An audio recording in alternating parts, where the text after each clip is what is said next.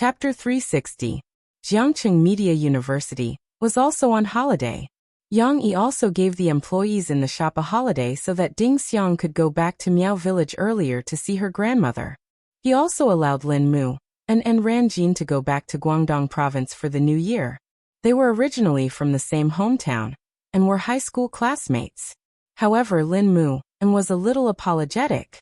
He held the red packet that Yang Yi gave him in his hand and said hesitantly, "Brother Yang, I've only been working here for a few days.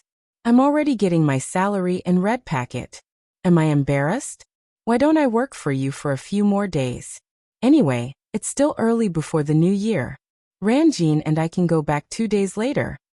Ding Xiang also nodded and said, "Brother Yang, let me stay too. Huan can't handle it alone. Don't join in the fun. Go home quickly. You've saved a semester's worth of money. It's time to take your grandmother down the mountain to see a doctor." Yang Yi smiled and said to Ding Xiang, "Don't worry about me. Anyway, it's the holiday and there aren't many people. Besides, I'm going back to my hometown and the coffee shop is also on holiday. We'll talk about it when I come back during the new year." Ding Xiang blushed and nodded embarrassedly when her desire was pointed out. Yang Yi then turned to look at Lin Mu and then said with a smile, "Xiao Lin, you should go back early. You have a long journey. It's not easy to buy a ticket if you're late. It's fine if you're alone, but you can't always let your girlfriend accommodate you, right?" "Okay. Thank you, Brother Yang. After the new year, I'll come back to work early," Lin Mu said gratefully. Since Yang Yi had said so, he didn't insist and said to Yang Yi gratefully. After Lin Mu left, Yang Yi waved his hand and said, "Shishi, bring those things over." "Which ones?" Shishi was sitting in the booth, playing with the 3 British shorthairs that were huddling around her for warmth. When she heard her father's voice, she turned her head and said crisply, "Papa, which ones?" "Bring them all over." Yang Yi looked at her with a smile. The little girl was very diligent. She patted Xiao Guai's head, then jumped down and picked up the 2 bags from the opposite seat. She ran all the way to her father's side with Feng Er. Then she raised her little head and smiled sweetly, asking for praise. "Papa, look, it's not heavy at all. I can pick it up with one hand. That's because our Shishi is very strong. She's very good." Yang Yi rubbed Shishi's hair and praised her. He took the things and put them on the bar counter. He said to Ding Xiang, "Ding Xiang, take these 2 bags back to your grandmother to nourish her body. This bag is donkey hide gelatin, which can replenish blood. This bag is wild ginseng, but it's not very old. These days, it's not easy to buy old ginseng, but the effect should be okay. Take it back, cut it into thin slices, soak it in boiling water and give it to your grandmother to drink. It has the effect of prolonging life. Of course, it's best to buy an old hen to stew it." Although Yang Yi said it casually, since he was going to give it to her, he naturally wouldn't buy some defective products. These 2 bags were selected from the good things he had bought with Lance Hao Kai when he was preparing for the New Year's goods. They were very expensive. But let's not talk about the money. Yang Yi felt that Ding Xiang had helped him a lot this semester. Basically, he didn't need to worry about the coffee shop, so he had to give Ding Xiang an extra reward. Since he had already given the money, Yang Yi felt that it was meaningless to give more money. It was better to buy some tonics for her grandmother. It was also a kind of care for the employee's family. "How can this be? Brother Yang, you've given me enough. I can't ask for more." Ding Xiang hurriedly waved her hand. "This is for your grandmother, not for you." Yang Yi waved his hand and said, "Hurry up and take it." "Sister Ding Xiang, are you going home too? My papa bought a lot of things for my grandfather and my grandmother. You want to buy some too?" Shishi innocently chimed in. These days she had seen Yang Yi's preparations. Although the little girl couldn't say it out loud, she accepted some filial piety in a daze. Yang Yi smiled. He patted his daughter's back, then put his hand on her small shoulder and said to Ding Xiang, "Look, even Shishi persuaded you to bring some things back when you go home to visit your grandmother. With these 2 bags, you don't have to buy any more." Ding Xiang finally accepted it after Yang Huan persuaded her. However, she was so touched that her eyes turned red. If it weren't for the fact that she rarely cried and wasn't a sentimental girl, she might have been moved to tears. On Tianmei's side, Mo Fei had just finished the 1-month publicity period. When she returned to the company, Neo Miling called her over with a smile. "Mo Fei, let me tell you a piece of good news. CCTV invited you to participate in the Spring Festival program." Spring Festival Gala? Didn't they already confirm the list of performances? Murphy asked with some confusion. "But I don't have time during the Spring Festival. Sister Ling, I asked Xiaowan to tell the company that I will take a 2-week break from work in February, which is around the Spring Festival. You're going back to your parents' place for the holidays." Neo Miling frowned. "Don't even think about the Spring Festival Gala. I'm talking about 7 days of Spring Festival. If you really don't have time, then forget it. It's not a particularly important program." If it were someone else, Neo Miling would definitely be dissatisfied. How could an artist not follow the company's arrangements? But Mo Fei was different. The current Mo Fei had returned to the peak with another platinum album, and she was in the limelight for a while. Neo Miling even regarded Mo Fei as the golden brand of Tianmei, and she would talk about her everywhere she went. Now that Murphy said that she wanted to take a 2-week break, and it was the Spring Festival, how could Neo Miling argue with Murphy over such a reasonable request? What's more, she didn't have the confidence to face Murphy, who asked her to be tricked by her nephew. Even though she and Murphy tacitly chose not to mention it, Neo Miling still felt that something was wrong. It's the Spring Festival. Murphy wasn't good at lying, but she didn't want to tell Neo Miling where she was going during the Spring Festival, so she nodded vaguely. "Then there's no problem with the arrangements after the Spring Festival, right?" "Oh right, there's a new schedule. Jixin interview. Would like to invite you on the program again. You had an agreement with Luo Xian before, but the time is set to the 21st of February. If you agree, I'll get someone to cancel your other schedule for that day." Neo Miling smiled. "Sister Luo Xian? That's fine." Murphy nodded without hesitation. Neo Miling laughed heartily, then pretended to be concerned and said, "That's good. Oh right, you have to take care of your body when you're abroad for the Spring Festival, especially your voice. When you come back, the company has prepared 3 concerts for you." Tianmei's resources couldn't be compared to those record companies. For example, Chen Yijia's Tianxiang had arranged a nationwide concert tour. Tianmei, on the other hand, was able to arrange 3 concerts in several major cities. It wasn't easy. Who asked Neo Miling to not let others earn her money? If they worked with other companies, with Murphy's achievements, they might be able to arrange 10 concerts. There was no need for a nationwide concert tour, as Murphy's popularity was still lacking. However, Murphy seemed to be a little absent-minded today. Even when they talked about the concert, she only nodded, then said a few polite words to Neo Miling before leaving in a hurry. She wasn't in a hurry to go home, and Mo Xiaowan brought her to her in Xiao Ai's place. The 3 women were of the same caliber, and they gathered together to discuss how to quickly let Murphy learn the basic cooking skills in a few days. Cooking, cutting, and frying. Chapter 361. In the evening, Murphy returned home. Her face was a little dark, and she seemed to be emitting smoke. Yang Yi didn't think too much about it. He just asked curiously, "Mo Xiaowan, don't you close the window when you drive? Before the new year, firecrackers are probably being set off everywhere. Look at you. You look like you just got up from the battlefield." He also got some hot water for Murphy and a towel to wipe her face. Murphy was a little guilty, so she hurriedly covered up by wiping her face. She was afraid that Yang Yi would ask her what she did in the afternoon. She didn't know how to lie, so she might tell the truth. "Well, Yang Yi, when will we go back to your house?" Murphy asked nervously. "I've already arranged my work. I can leave at any time." Yang Yi knew that Murphy was under a lot of pressure when she kept asking about the situation at home. He patted Murphy's back gently and said with a smile, "In a few days, after I buy everything, we'll drive back with Yang Huan. You should have a good rest. You've been tired for a month. And don't be too nervous. My parents won't eat you." He also made a little joke, wanting to let Mo Fei feel his confidence. However, even Yang Yi himself had no idea. Otherwise, he wouldn't have gone around buying so many things. He even made a long list of things to bring back. "Eat you? Is there a big bad wolf again?" She, who had just helped her mother carry the coat to the bedroom, came out. She happened to hear half of her father's words. The little girl immediately straightened her little chest and said with a sense of justice, "Papa, I'm not afraid of the big bad wolf. I'm a hunter." After that, she ran back to the bedroom. When she came out again, the little girl was already holding a long toy gun and running out coolly. "Papa, look, I'm a hunter."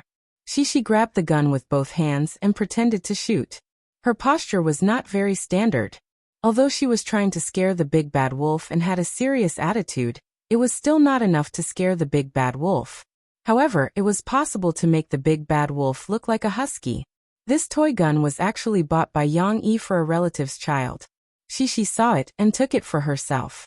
When Yang Yi told Murphy about this matter, Murphy complained that he had raised her daughter from an obedient girl to a tough girl who wielded a sword and wielded a gun. Yang Yi's attention was diverted. He couldn't help but laugh. "Aren't you Little Red Riding Hood? How did you become a hunter?" "I am also Little Red Riding Hood. But I also like hunters because hunters can defeat big bad wolves." She hugged the toy gun and explained earnestly. In the evening, while Yang Yi was writing in the study, Murphy and Shi, who had just taken a bath, were talking in the bedroom. "Mom, you come in too. It's comfortable here." She got into the quilt and covered her head. Then she twisted her body and stuck her head out, revealing a pair of big eyes, and said in a muffled voice. The little girl was very excited as she hadn't slept with her mother for a long time. Murphy lifted the quilt and sat beside her daughter. The little girl naughtily put her right leg on her mother's body. Murphy didn't care about the little girl's rude behavior, because she had something to tell Shi. She turned her body slightly and rested her head on her arm. Looking at the little girl's side face, she asked softly, "Shi, in a few days, we will go back to Grandpa and Grandma's home. Are you nervous?" Shi turned her head and looked at her mother, who was smiling. She didn't know why she was so happy. She answered casually, "No, why?" "Because it's the first time you go to Grandpa and Grandma's home and meet them. You don't even know them. We don't even know if they will like us." Murphy inadvertently revealed a trace of sadness. "Mom, are Grandpa and Grandma the same as Grandpa?" She was a little bored.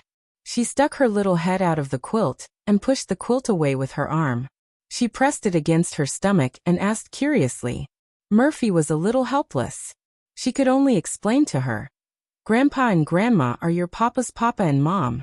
In English, they are also Grandpa and Grandma. But for Mom's papa and mom, you should call them Grandpa and Grandma in China. Do you understand?" Shi nodded in confusion. "Shi, Mom needs you to do Mom a small favor." Murphy didn't want to beat around the bush anymore. Otherwise, she would be completely led astray by Shi. "Okay.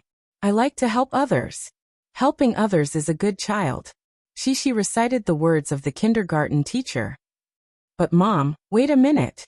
Cici pushed the quilt down with all her might, and then stretched out her little feet. She was probably too excited, and her whole body was hot. She rubbed her feet against the cool back of the quilt before smiling in satisfaction. "No, you have to cover yourself with the quilt. You will catch a cold later." Murphy couldn't spoil her. After a while, Shi was finally willing to cover her stomach with a corner of the quilt. Her feet were still exposed. "Shi, when we go back to Grandpa and Grandma's home, you have to talk to them more, okay?" Murphy said softly. "Okay. What do I have to talk to them about?" Shi asked curiously. "You have to introduce yourself to them. Then you have to tell them about the things that happened at home and in kindergarten. You have to pick some interesting things to tell them." Murphy didn't actually want Shi to say anything. She just thought of what Yang Huan said to her before, and felt that it might be easier for Shi to please the elders. "Then can I tell them about my good friends?" Shi counted on her fingers and looked at the ceiling. She said while thinking, "I have a lot of good friends. Xian Air, Chi Chen Shuryan Jiaoyu." "Okay, you can tell them all." Murphy nodded. She suddenly thought of something. Her eyes lit up, and she turned around and said, Then, can I tell Grandpa and Grandma that I wish them good fortune and red packets? Auntie said that we have a lot of relatives, and I can ask for a lot of red packets." Thinking of this, Shi felt that she was going to be overjoyed. Although she only understood the meaning of money in the past year, the joy of red packets had nothing to do with money for Shishi in the past. However, Shishi didn't get many red packets in the past. She didn't enjoy them when she was abroad. Only her grandpa, grandma, and mother gave her red packets. Well, okay, but you have to pay attention to your etiquette. You can't ask grandpa and grandma for a red envelope as soon as you come here. You have to build a good relationship with them first, and then you can get the red envelope. Don't look at how much money is in it. Once you get it, give it to mom, and mom will help you put it in your piggy bank. She didn't want Shishi's money, but she was worried that Shishi would care about the money in it. Murphy could guess that there wouldn't be much money in it, but if Shishi said it rashly, it would cause others to be unhappy. Shishi's words also reminded Murphy that she had to prepare a lot of red packets and give them to the children during the spring festival. She couldn't be too stingy. Okay then. But mom, you have to help me put it in. You can't take mine. Shishi hesitated and said with some worry. Well, anyway, Shishi, if your grandpa and grandma are unhappy because mom or papa did something wrong, you must run up to them quickly and coax them. Tell them, grandpa, grandma, don't be unhappy, okay? Then find a way to talk to them. Murphy continued to exhort. I got it. Shishi felt cold again. She rolled into the bed, squeezed into her mother's arms, and then said with a smile. She was still happy that she could get a lot of red packets. Chapter 362. Wadayaku Village, Zhui Town of Pagwa County, was a very ordinary village. It was located in a valley formed by two mountain ranges. The scenery was beautiful, but the traffic was not smooth. In the early years, it was isolated from the rest of the world. 20 years ago, the county built a road that passed through Wadayaku, and this small village had the opportunity to see the world. On this day, the sun was setting in the west. The red rays of the sun were like the claws of the devil, contrasting with the mottled clouds. It had a unique beauty. Yangqing did not know how to appreciate it.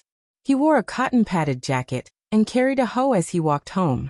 He simply and honestly greeted his neighbors. Qingzi, when are you going to hold your wedding? Someone asked jokingly.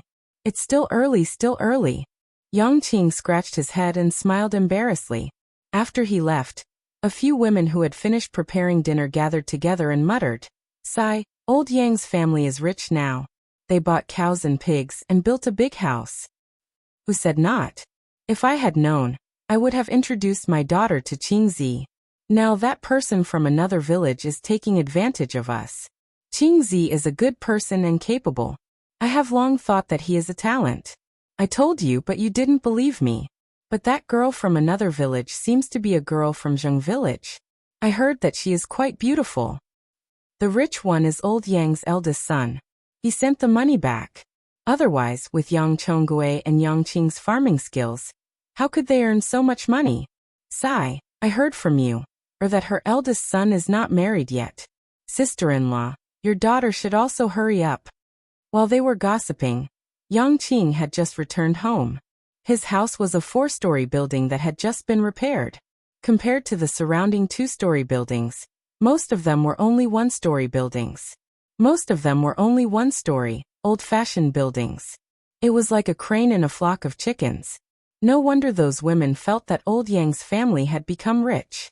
Not to mention Wadayaku village, even in the nearby Zheng family village, it was rare to see a family with the money to build a 4-story bungalow. There were some in town, but they were all along the main roads. When Yangqing came back, it just so happened that a woman in her 50s walked out of the hall with a smile on her face. Qingzi, you are back? The woman's voice was very loud. Mrs. Migu, you are here? Why don't you stay for a while? Yangqing was stunned when he saw this person, but he still greeted her politely. After that person left, he frowned and put the hoe near the cow pen, then walked into the hall. Yang Chongguei, Yang Yi, Yangqing, and Yang Huan's father, was in his 60s or 70s. His hair was white, but his body was still very strong. His eyes were bright and full of spirit.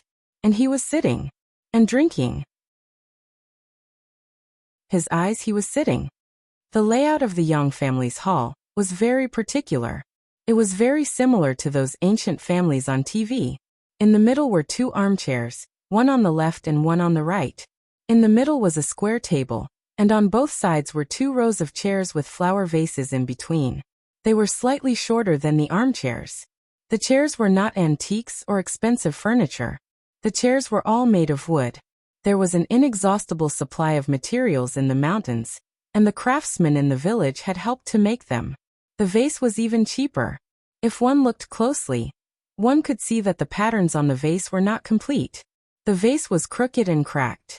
It was a defective product sold in the town's market, but it did not affect the quality of the vase. Yangqing saw that his mother was tidying up the guests' teacups, peeled peanut shells, and candy wrappers. He quickly went to help. "Mom, isn't that Mrs. Migu? The one who introduced me to Shuyi?" To put it bluntly, she was a matchmaker. Yes. Dong Yu smiled and let her son tidy up. Dong Yu was in her 50s. Compared to Yang Chonggui, she looked much younger. She was kind and not as fierce as Yang Chonggui. "Don't I have Shuyi? Why is she still here?" Yang Qing frowned and asked puzzledly. "Mom, we can't do anything to let Shuyi down." Yang Qing tidied up the things and poured a cup of water for himself. He would wash the cup after he finished speaking. Yang Chonggui did not say a word and continued to drink his tea. The old man had a quiet personality. "Who said that I asked Migu to come over to introduce you to someone?" Dong Yu smiled and said, "I was worried about Tizi. Isn't he coming back for the spring festival this year? I wanted to introduce him to someone and see if he would like her." Yang Qing spat out the water he was drinking. Yang Chonggui frowned and said, "How old are you? Why are you still so impatient?" The old man's voice was like a bell. Every word revealed an awe-inspiring majesty that could not be refuted. Yang Qing did not dare to. He nodded submissively and quickly wiped the water he spat out on the table. "Mom, you don't have to introduce someone to Big Brother." Yang Qing whispered to his mother. "Why? He has someone outside?" Dong Yu's reaction was very sharp. She immediately caught Yang Qing's flaw. Cough, cough. Anyway, Big Brother didn't come back alone this time. Other than Huan Huan, there was someone else. Yang Qing said vaguely. He had already revealed the secret, but he did not say whether Yang Yi brought one person or 2. Normal people would not think of the 2. And Dong Yu was the same. She was happy. "Qing, you're saying that your big brother came back this time to bring someone home?" Yang Chonggui also raised his head and looked at Yang Qing. "Yes." Yang Qing nodded hesitantly. "Hey, why didn't this child say it earlier? He was still hiding it." Dong Yu was gratified and complained. "He brought someone home. Hey, if it weren't for you, Qing, I would have introduced another person to him. That would have spoiled everything. No, I have to push Migu away later. Hey, by the way, Qing, how does your big brother's girlfriend look? Is she good looking? Is she tall enough? Where is she from?" Dong Yu asked. "How would I know? I haven't seen her before. Big brother will know when he comes back. It's only a matter of 2 days." Yang Qing scratched his head. "Then I have to hurry and buy more meat and fish in town. It's her first time coming to our house. We can't be too shabby." Dong Yu was excited. The next day in Jiangcheng, Yang Yi moved boxes of things into Tyrannical Wolf's cargo compartment. Yang Huan and Murphy were also helping. They bought a lot of things. Even the cargo compartment of the pickup truck was full. "Yang Yi, I forgot about these. I bought clothes for your parents." Murphy ran down with a few bags of clothes when Yang Yi started to tie the nylon rope. "What clothes?" Yang Yi asked, puzzled. "I bought a cheongsam for your mom and a woolen suit for your papa." Murphy took out the clothes. The suit was old-fashioned, a bit like the one Su Wenqiang wore on the beach. The cheongsam's color was simple and elegant. It seemed that Murphy had chosen it carefully. "My parents don't necessarily wear these, especially my father. Sai, how should I put it? He's not that particular about what he wears, but he doesn't like to dress too formally. At most, he'll wear those big gowns, the kind that you see in ancient movies. Then what should we do?" Murphy panicked. She felt that she bought the wrong things and blamed herself. "Forget it. No matter what, it's still a gift from you. Bring it back. If he doesn't like it, I'll wear it." Yang Yi smiled and took it. He placed it in the cargo compartment and covered it with a canvas. But what if your papa doesn't like it and gets angry with you or me? Murphy asked nervously. How can that be? Yang Yi patted Murphy's shoulder and comforted her. He has a bad temper, but he won't lose his temper easily unless he does something wrong. What's more, his temper is directed at me and my brother. Others can't understand it. Papa, what about Xiao Guai and the others? Shishi ran downstairs and said with a pout. We won't be at home. They'll be hungry. Well, I've asked your sister Du to help take care of them. She won't go back this spring festival. She'll come and take them to her dormitory in a while. Only then did Cece grin from ear to ear and relax.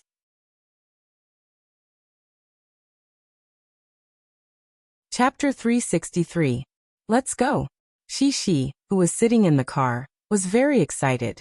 She raised her little arms in the back and said in a clear voice, which eased the tension of the adults. Yang Yi stepped on the accelerator, and the tyrant drove out of the empty school gate and toward the highway. Don't be so excited. It will be a long time before we get home. Yang Huan turned her head and said to Shishi with a smile, How long will it take? Shishi was looking at the scenery outside the car window. She turned her head and asked curiously, Well, I don't know exactly how long it will take. Yang Huan was stumped. She thought for a while and said, We have to go back to Anqing and Peijun City first. Then we have to walk for a long time to get home. It might take a day. It took her half a day to get here by train. Although the train was very slow and stopped at many stations, it was indeed a long journey.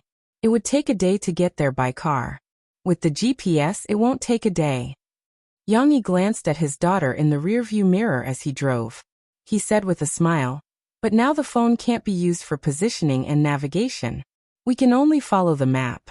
Maybe we have to ask for directions. So, we have to be prepared to sleep in the car tonight. Yang Yi left at noon. If he couldn't get there in the evening, he couldn't park the car outside. He had so many things in the car. After one night, they would be gone. Therefore, Yang Yi simply drove through the night and tried to get back to his hometown by the next morning. But what about me? Shishi frowned and said worriedly, Papa, I didn't eat much. I'll starve to death. Shishi began to regret it. Not long ago, during lunch, the little girl was so excited that she couldn't sit still. After eating a few mouthfuls of rice, she jumped out of the car and walked around with her school bag on her back, urging the adults to hurry up. It was Murphy who held the bowl and fed her a few mouthfuls. Ba. A child's babble is nothing. Yang Huan hurriedly waved his hand and shouted, Cece, you can't say that about yourself. Murphy was originally nervous and didn't speak much. At this moment, she was amused by Shishi. She reached out and touched the bridge of her daughter's nose. She smiled and said, How could I let you be hungry? We can also go to a restaurant to eat on the way. I see. Then I'm relieved. Shishi patted her chest like an adult and heaved a sigh of relief. How is it? Dong Yuer sat at the side and watched Yang Qing talk on the phone for a while before hanging up. She couldn't wait to ask. He's already set off, but he won't be able to arrive tonight. He might only arrive tomorrow morning. Yang Qing replied honestly. Then I'll let the chicken out. We can't kill it in such a hurry. If we let it out overnight, it won't be fresh tomorrow.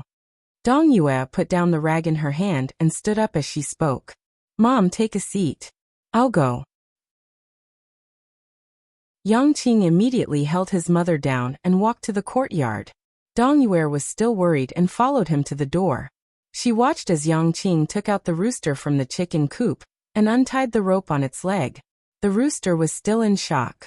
After it was free, it fluttered a few times and went into the flock of chickens.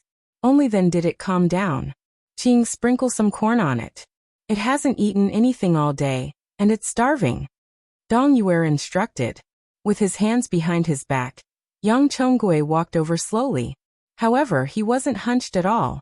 Instead, he walked with a majestic gait. He glanced at her and said with dissatisfaction, It's always the daughter-in-law who's afraid of her mother-in-law. How can a mother-in-law be nervous first? Of course you're not nervous when you set an example. I don't know what possessed me back then.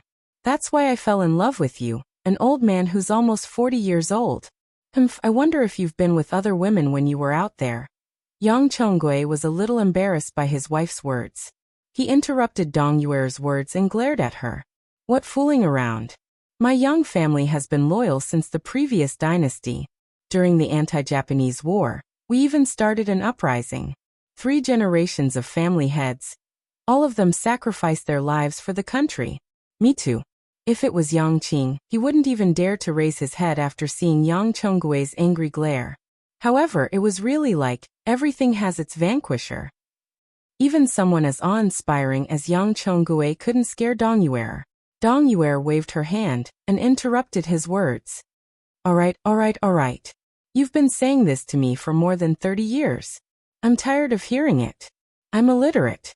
I don't know how your young family used to be, but I know that before you came to Wadayaku, our country wasn't at war at all. All right, let's not talk about your nonsense. Anyway, TZ isn't young anymore. He's 32 years old. I don't want him to be like you, not married even when he's almost 40. Yang Chonggui didn't have any objection to this. He didn't say anything. TZ's wife should be from the city. I don't know if she's used to the hard life in the countryside. Therefore, this first meal should leave a good impression on her. Don't scare her away. Dong Yuer said with a smile. She's not married yet. Why call her wife? Yang Chonggui frowned. Young people nowadays are different from us. They pay attention to the matchmaker's introduction and the parents' agreement. Maybe TZ has already gotten the marriage certificate with her in the city. Dong Yuer said with a smile. Bang! Yang Chonggui slammed the table next to him, causing the cups in the door to clatter. He raised his eyebrows and said angrily, He dares? The parents' order and the matchmaker's words. Even if they pay attention to freedom now, how can they throw their parents aside when it comes to important matters like marriage? Yang Qing had already finished his work and was about to return. However, when he heard his father's angry roar, he shrunk his neck and carefully retracted his steps. He then turned his head and bitterly smiled as he continued to look after the chickens in the courtyard. He didn't let them run into the ancestral hall. He silently mourned for his elder brother in his heart. Although it was called an ancestral hall, it was actually just a house built in the corner of the courtyard to worship the ancestors. However, Yang Chonggui paid great attention to this. Over at the main house, Dong Yuer didn't spoil Yang Chonggui. She said reproachfully, Hey Yang Chonggui, why are you so agitated? I was just casually saying it.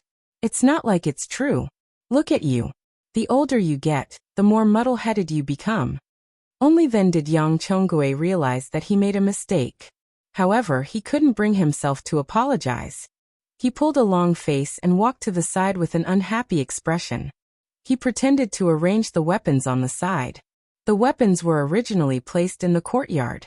However, because the courtyard wasn't renovated in time, the weapons were moved in. On the weapons rack, there was a 9-ring saber, a 3-pointed saber, a crescent halberd, and a gold-engraved spear. There was even a long saber. They were all weapons made of 1-to-1 pure iron. However, they weren't sharpened. If they were sharpened, they would be sharp weapons. It wasn't safe to leave them at home. Even so, every weapon was shiny. The handle of the spear was as smooth as a mirror. It could be seen that Yang Chonggui and Yang Qing practiced a lot at home. Yang Chonggui, I'm telling you. I didn't say this before, but these few days, you have to let go of your bad temper. Don't scare your daughter-in-law away. I won't forgive you. Dong Yuer was worried. Okay, I know. Yang Chonggui was impatient. However, he couldn't get angry at his wife. He could only wave his hand, turn around and walk into the house.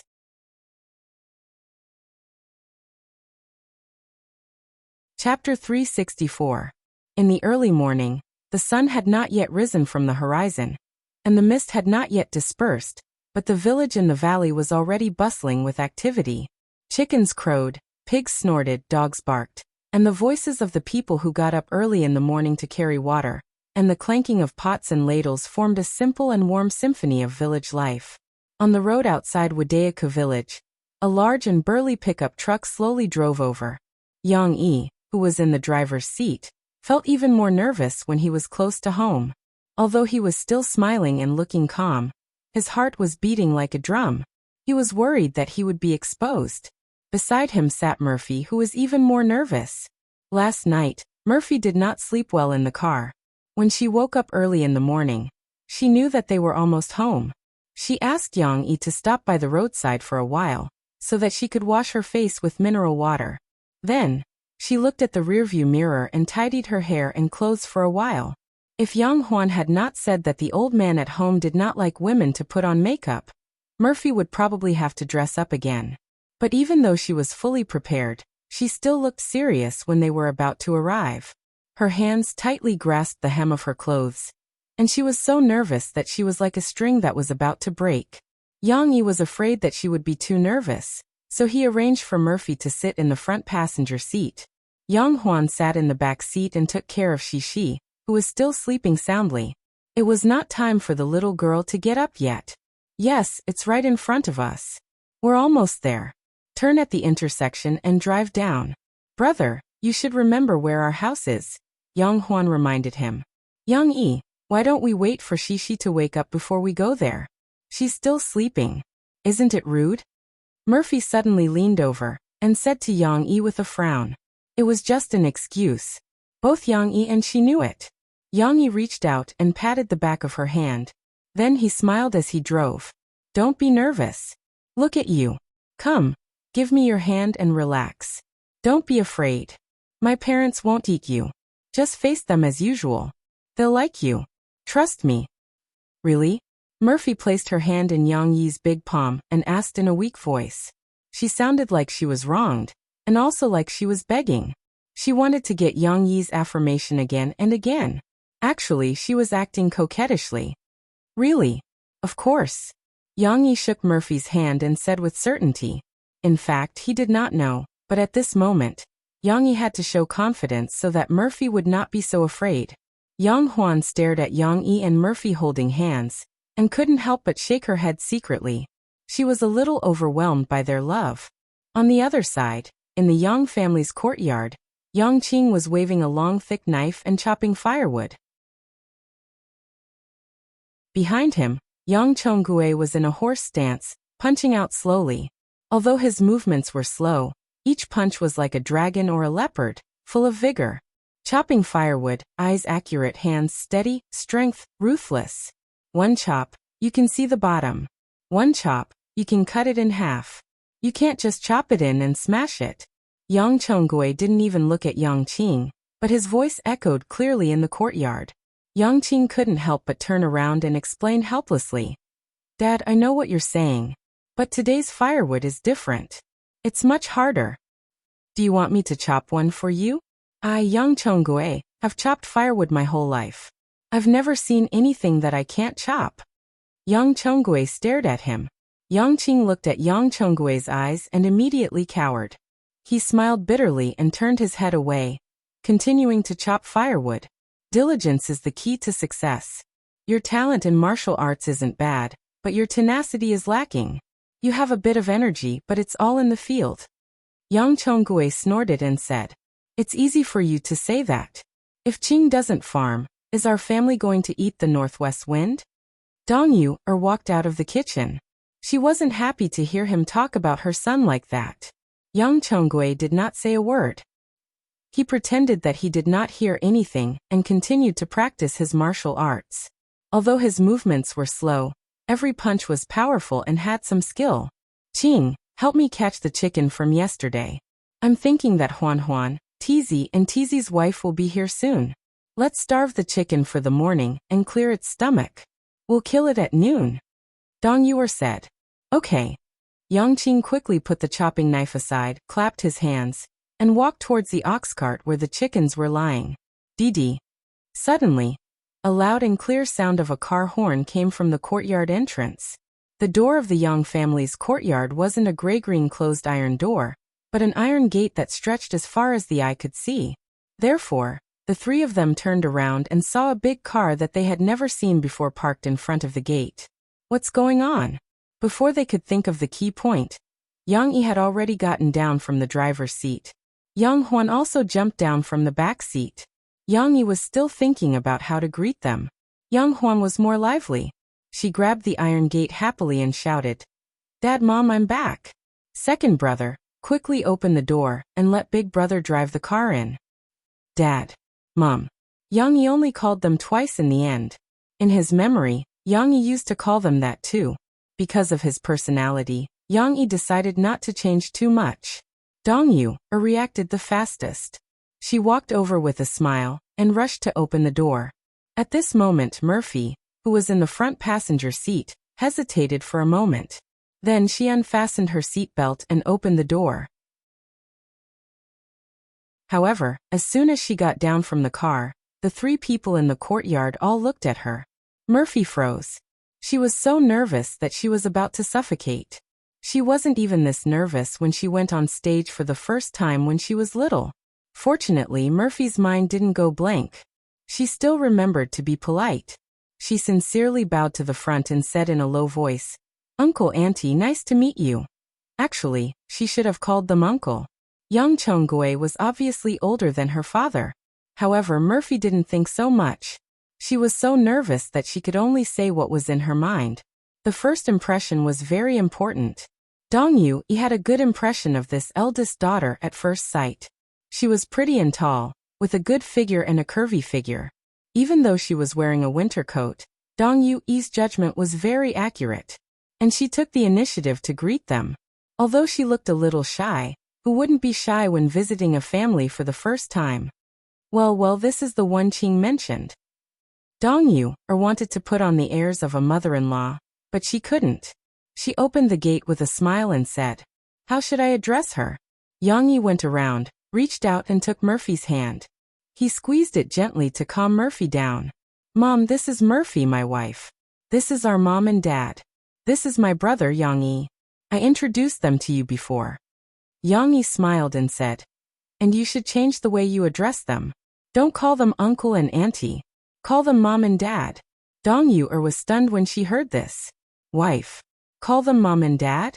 What stage are they at now? Could it be that her words really came true? They got married in private? Yang Chonggui just walked over. He heard Yang Yi's words and his eyes widened. Yang Qing felt his father's imposing manner.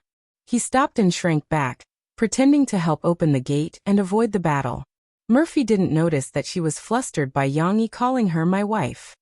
She was happy and shy, so she was even more obedient. She bowed slightly again and whispered like Yang Yi, "Mom, Dad." Yang Chonggui frowned and wanted to say something, but Dong Yu took the initiative and didn't give him a chance to speak. "Don't stand at the gate. You're home. You'll be laughed at if you stand outside. Come in quickly. Teasy, look at you. You didn't say anything, but you drove a car and even brought a big girl home. It's a good thing to have a happy event in pairs. Why didn't you tell us in advance?" Dong Yu reacted. Although she was complaining, she still greeted them with a smile. However, at this time, there was some movement from the open door on Murphy's side.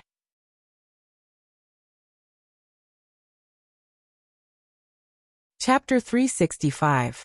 Papa, I'm cold. In the back seat, Shishi had unknowingly propped herself up with a small quilt. She rubbed her sleepy eyes and cried out pitifully. Although the noise from inside the car wasn't loud, it was still a person after all.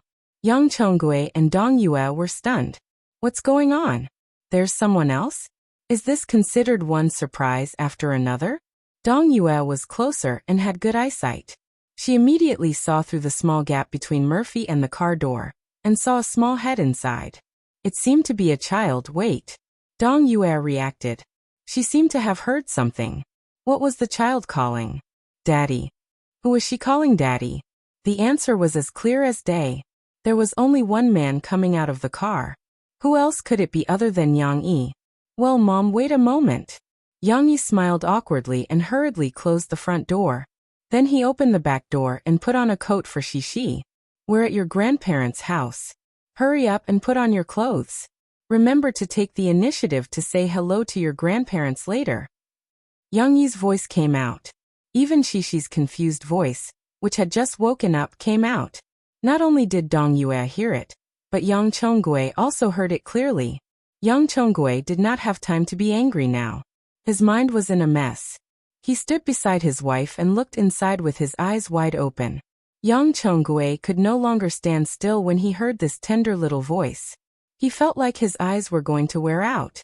However, Murphy was even more flustered. Her little plan was all messed up. She could only clumsily bow to the two elders, and then turn to the back door to help Yang Yi put on Shishi's clothes. My hair is still messy. The comb is in my bag. Yang Yi could hear Murphy's muttering very clearly. He turned his head and saw Murphy in a daze. It's okay. I'll do it. Don't panic. Calm down. You did a good job just now. Yang Yi whispered to her. Really? Murphy looked at Yang Yi pitifully.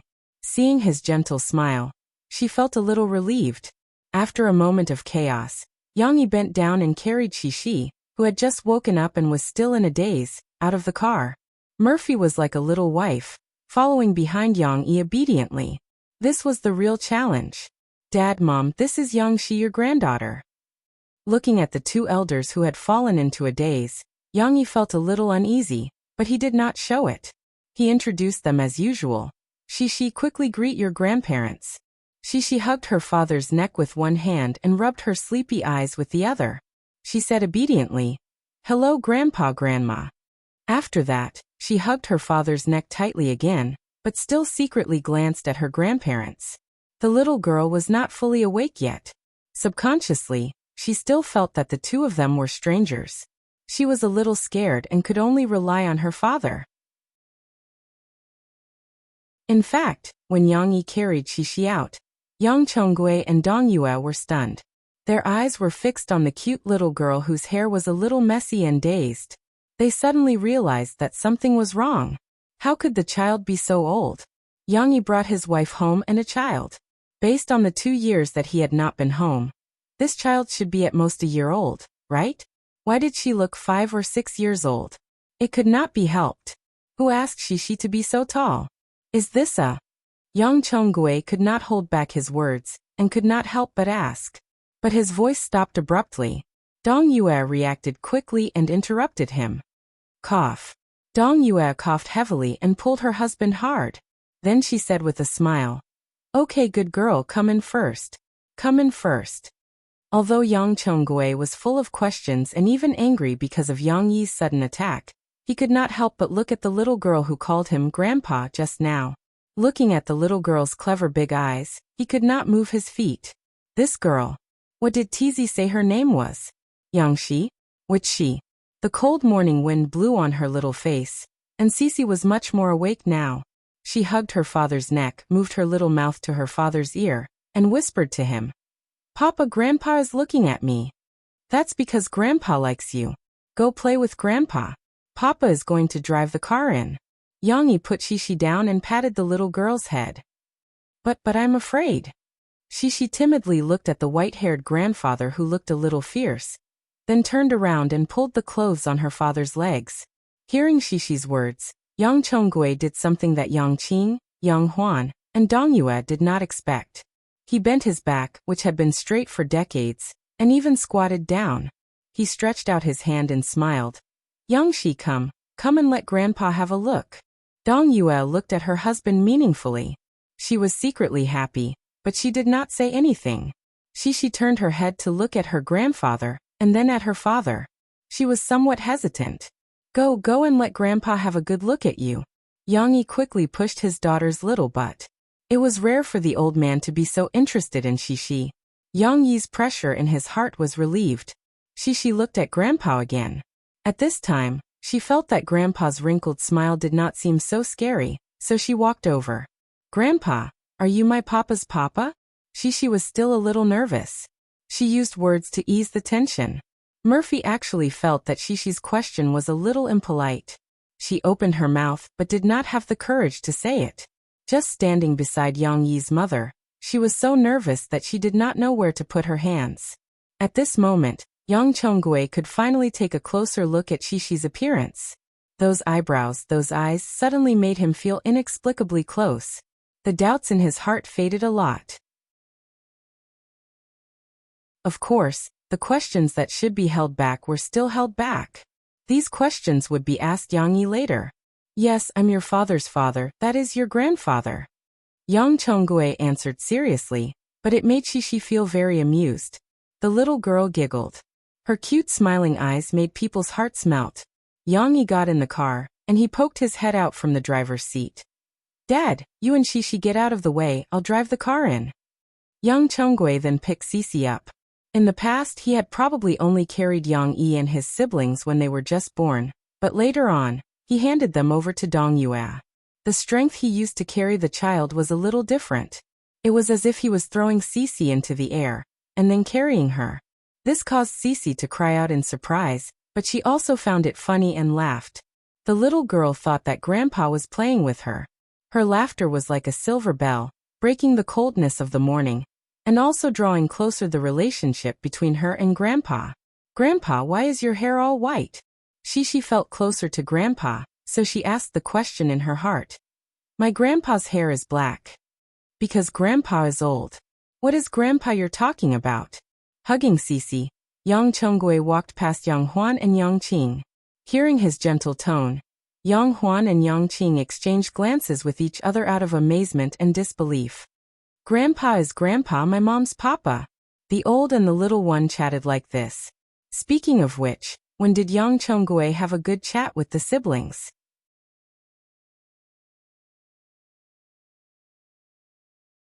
Chapter 366. Huan, come here. While Yang Yi parked the car, Murphy followed the old man and Shishi to the living room. Dong Yue quickly called Yang Huan over. Huan, tell me the truth. What's the background of your brother's wife and child? Dong Yue didn't let Yang Chongwei ask because she was worried that this careless old man's questions would hurt the other person's self-esteem, especially in front of a child. However, she was also very anxious to know the answer. Mom, don't worry. My sister-in-law is a very nice person. She's very loving with my brother. Yang Huan giggled as she held her mother's hand. How long has it been since your brother retired from the army? How did they manage to raise such a big child? Although she looks very similar to you with her big eyes and small mouth, the timing doesn't match. The child should be 5 or 6 years old, right? Dong Yue could not figure it out. No, she is only 4 years old, Yang Huan explained. You can ask my brother how the child was born later. Anyway, the child is indeed my brother's. You said she looks like me. But she looks more like my brother, right? On the other side, Yang Yi parked the car and jumped out with his luggage. He was about to ask Yang Qing to help him unload the things in the trunk. In the end, Yang Qing followed him in, leaving only Yang Huan and his mother outside. Mom, why are you outside instead of staying warm inside? Yang Yi asked with a smile. Come here. I have something to ask you. Dong Yue immediately left Yang Huan behind and pulled Yang Yi into the kitchen. She then asked the question that Yang Huan did not answer earlier. Murphy's parents are from America, but she has her own business in China.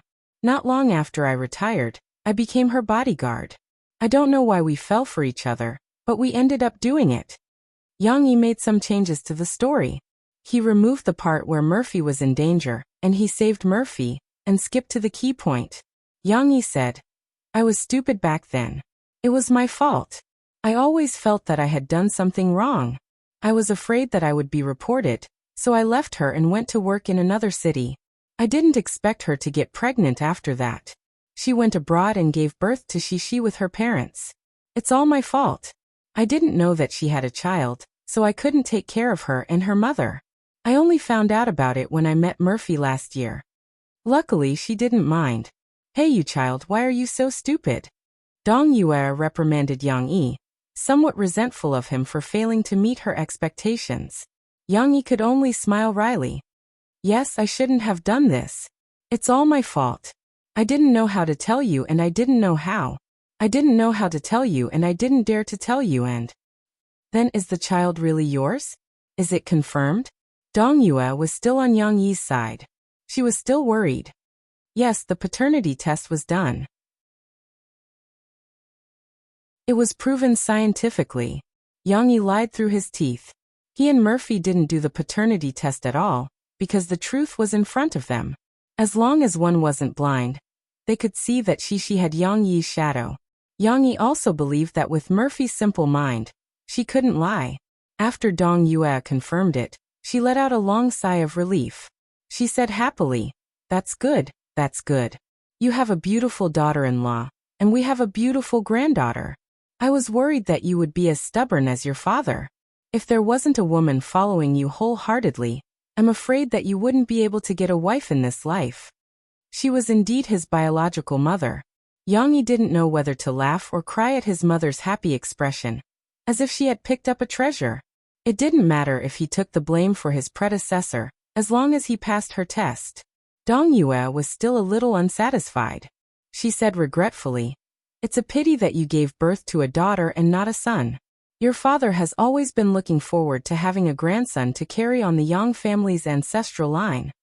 He was still hoping for another grandson to fall from the sky." Yang Yi said helplessly, "Mom, this can't be controlled. Besides, a son is too naughty. A daughter is better. She is so cute." Yang Chonggue, who was looking forward to having a grandson, was sitting in an armchair and playing with his granddaughter in his arms. "Yang Shi, which Shi word is in your name? Is it the Shi of watermelon or the Shi of hope?" Yang Chonggue still didn't understand his granddaughter's name. "Neither he. Grandpa, I'll write it for you." She took her grandfather's hand and opened his palm. Her grandfather's hand was as big as her father's. It could be used as a paper to write. The little girl wrote her name stroke by stroke on it. "So it's Shi of Chunxi." Yang Chonggue stroked his beard and nodded gently. "You can actually write such complicated characters." My papa taught me." She said happily and curiously asked, "Grandpa, what's your name?" Grandpa's name is Yang Chonggue, Chong of noble and Gui of wealth. Yang Chonggue gently pinched Shishi's finger and wrote these two characters on his hand. "Oh, I can't recognize it. My papa hasn't taught me how to write yet." Shishi explained to her grandfather. "I can only write my name."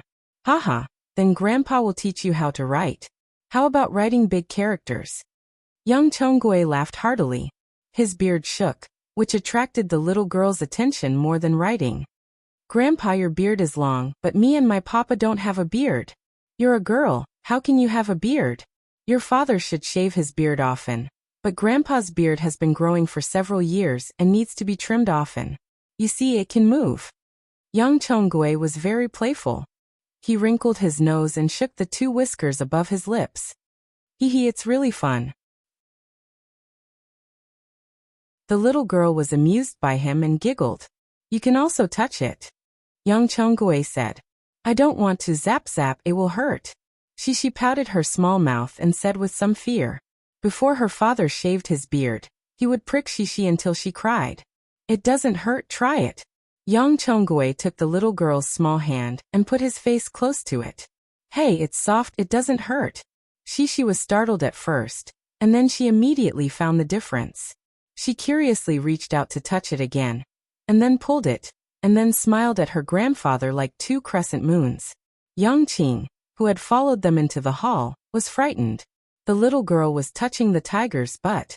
Murphy should have stayed behind to communicate with Yang Yi's mother, but she was nervous and a little confused, so she followed Shishi and Grandpa Yang into the hall. Now looking at Yang Chonggue and Shishi, one old and one young, playing so happily, Murphy was a little relieved. She calmed down and then realized her mistake, and was a little annoyed. However, she was standing with Yang Yi's brother, which was more or less awkward. Murphy was not the kind of person who was good at talking, and Yang Qing also felt that Murphy was a little too beautiful and fashionable. When she didn't speak, there was a deep sense of distance between them.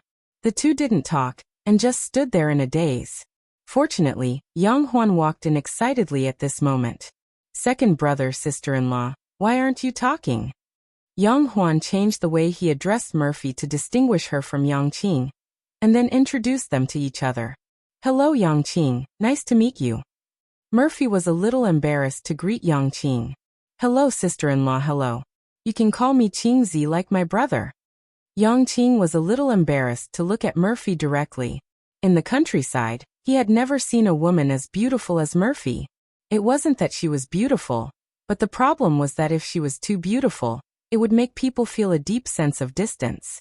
When Murphy heard Yang Qing let her call him Qingzi, she nodded first and then asked in confusion, Huan Qingzi, I have a question. Why did Mom and Dad call Yang Yi Taizi just now? Isn't his name Yi?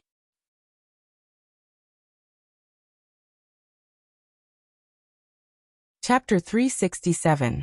Hearing Murphy's question, Yang Qing and Yang Huan looked at each other, and finally let Yang Huan explain. She pulled Murphy closer and said in a low voice, "Sister-in-law, it's like this. You might not know this, but my father was originally an outsider. When my elder brother was born, he had never thought of staying in our Wadayaku village for the rest of his life. He was determined to leave. He even said that he had something important to do, so he asked my mother to wait at home with the child and wait for him to come back with my mother and elder brother. My mother couldn't persuade him, so she named my elder brother Yang Tiexin. Later, I don't know why my father changed his mind. He was determined to stay and live a good life with my mother. So my mother felt that it was a bit inappropriate for my brother to be named Yang Tiexin. So she removed the word Xian and changed it to Yang Tai. Speaking of this, my father lied to my brother for more than 10 years. He told him that he named him because he lacked gold in his 5 elements. Later, my mother let it slip, so we knew the truth." Yang Huan couldn't help laughing. She glanced at Yang Chongui and whispered, "Sister-in-law, don't mention this to my father. He's very proud." Murphy nodded but still asked confusedly, "But isn't Yang the word I next to the word Che? Why is it the word Tai next to the word Jin?" Yang Huan snickered and said, "This is related to another case of injustice. When my brother was born, the household registration officers in the police station weren't like now. Some of them didn't even know as many words as my father. At that time, my mother brought a slip of paper with my brother's name written by my father to the town to register. In the end, someone copied my brother's name wrongly and wrote Yang Tai as Yang Yi. Yang Chongui didn't like to deal with the government. He let Dong Yuer take Yang Yi, who was already 2 or 3 years old, to register. At that time, it was normal to register late, and the household registration booklet was left at home. They didn't even check it until Yang Yi went to primary school. At that time there was no primary school in the village. To enroll in the primary school in town, one had to check their household register. Only then did everyone realize that Yang Yi's name was wrong. It was likely that Yang Chongui was still a little uncomfortable with the name Yang Tiexin. He took the initiative to suggest that since it was too troublesome to change the household register, they might as well make the best of it and change Yang Tiexin's name to Yang Yi. Later on, my brother's name was changed, and the family tree was changed to Yang Yi, which means my father and mother. They have been calling him Tai Zi for many years. They are used to it and can't change it," Yang Huan said with a smile. So that was the case. Murphy also revealed a smile. Just as she was about to speak, Yang Chongui suddenly exclaimed, "Ouch!" Murphy turned around and saw Shishi tugging at her grandfather's beard, causing Yang Chongui to feel pain. The little girl still didn't know. When her grandfather called her, she hurriedly let go of his hand, as if she had done something wrong and was embarrassed. "Shishi, you can't pull Grandpa's beard. It's impolite." Murphy anxiously scolded. "Grandpa, I'm sorry," Shishi pouted and said. "Let me blow on it for you. It won't hurt after that." "It's okay. Don't blame the child. I was just teasing her." Yang Chongui waved his hand, but didn't raise his head. He kept looking at Shishi's self-blaming and pitiful appearance and chuckled. "I've never seen my dad smile like that before," Yang Huan said enviously. "He's never smiled so much in a year." Yang Qing also complained in a low voice. Dong Yue had already prepared breakfast. Although it wasn't enough, everyone ate a little. Yang Yi had just returned. He needed to pack his luggage and tidy up his room. So he and Murphy took Shishi to the 4th floor. "Qing Huan Huan, go and catch that little chicken. We'll eat chicken tonight." Dong Yue sent the siblings away. Then, she impatiently told Yang Chongui what she had learned. "I knew it. He didn't serve in the army outside. He must be up to no good after he retired." Yang Chongui was so angry that he panted like a red-eyed bull. "When he comes down later, I'll break the ruler at home. Otherwise, I'm not his father. Why are you in such a hurry? I haven't finished yet." Tizi didn't do it on purpose. He didn't know that the child was pregnant. Dong Yue finished the rest of the story. Then she scolded. "I don't care about your bad temper usually. But today, if I hadn't stopped you, Would you have asked the child if she was her father's daughter in front of her face? Yang Chonggui didn't say anything. He knew that he was wrong, but he didn't admit it. Yang Chonggui, you're someone who went to school. Why don't you know a bit of common sense? When you hear something that doesn't go your way, you yell and kill. I don't know if you'll scare the child. Dong Yue nagged. I'm not scaring the child. I'm talking about Tizi. The child is already so old. If you bring him home, how will the neighbors talk about our Yang family? Moreover, our Yang family is upright and upright. We don't have a descendant like him who doesn't admit it after doing something with someone else's daughter. Yang Chonggui said with dissatisfaction.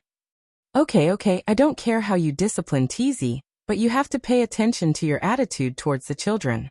Pay attention to what you say. Don't let the children be afraid of you. Dong Yue didn't see how Yang Chonggui was playing with Cici in the lobby before, so she reminded him repeatedly. I know. Yang Chonggui didn't want to explain. He waved his hand impatiently. Dong Yue patted her thigh and shouted, Hey, I forgot to ask Tizi. Look at how many things he brought back today. There's old ginseng and deer antlers. What's wrong with that? I'm his father. It's natural for a son to be filial to his father. Yang Chonggui snorted proudly. You're not in charge of the family and don't care about money. What do you know? Dong Yue said unhappily. The second son of the Zheng family village fell down the mountain 2 years ago. Fortunately, there was an old ginseng at home to keep him alive. That's why he was sent to the county in time. Do you know how much that ginseng is worth? If someone offered $1 million, he wouldn't be willing to sell it. Where did Tizi get so much money? Yang Chonggui finally became suspicious. He frowned and said, Yeah, he gave money to build a house and drove such a big car. Could it be that Murphy gave it to him? Dong Yue pondered. He dares? Using a woman's money? Even if he doesn't find it embarrassing, I don't have the face to see my Yang family's ancestors. Yang Chonggui slammed the table in exasperation. Dad, what are you so agitated about? Yang Huan, who had just finished catching the chicken, heard Yang Chonggui's loud roar as soon as she came in. She laughed and said, You've all misunderstood. My brother earned all this money himself. He's now writing novels and earning a lot of money. Writing novels? Yang Chonggui and Dong Yue looked confused. Yang Chonggui knew what novels were. He asked in confusion, You can earn money by writing those things? Yes. Dad, times are different now. You can earn a lot of money by writing novels as long as many people like to read them. Yang Huan turned and ran to her luggage. She had already prepared 2 books written by Yang Yi, Soldier's Assault and Drawing Sword, for Yang Chonggui to read. These 2 books written by my brother are very popular, Yang Huan said with a grin. Yang Huan said with a smile, I heard that a director is going to make a TV series about him. Dong Yue knew about TV series. The TV in the snack shop at the east side of the village was surrounded by people watching TV series all day long. However, that was too far away from them. The 2 elders had no idea what was so special about it. Yang Chonggui, on the other hand, was a little interested in the 2 books. He opened them and looked at them. When he saw that Drawing Sword was about the anti-Japanese war, his desire to continue reading grew. After flipping through a few pages, he was quickly attracted by the righteous and rough Li Yunlong. However, Yang Chonggui quickly threw the book aside, because Shishi's voice came from the stairs. Grandpa, Grandpa! She was calling out happily. Her crisp voice was better than any lark. The little girl was coming down.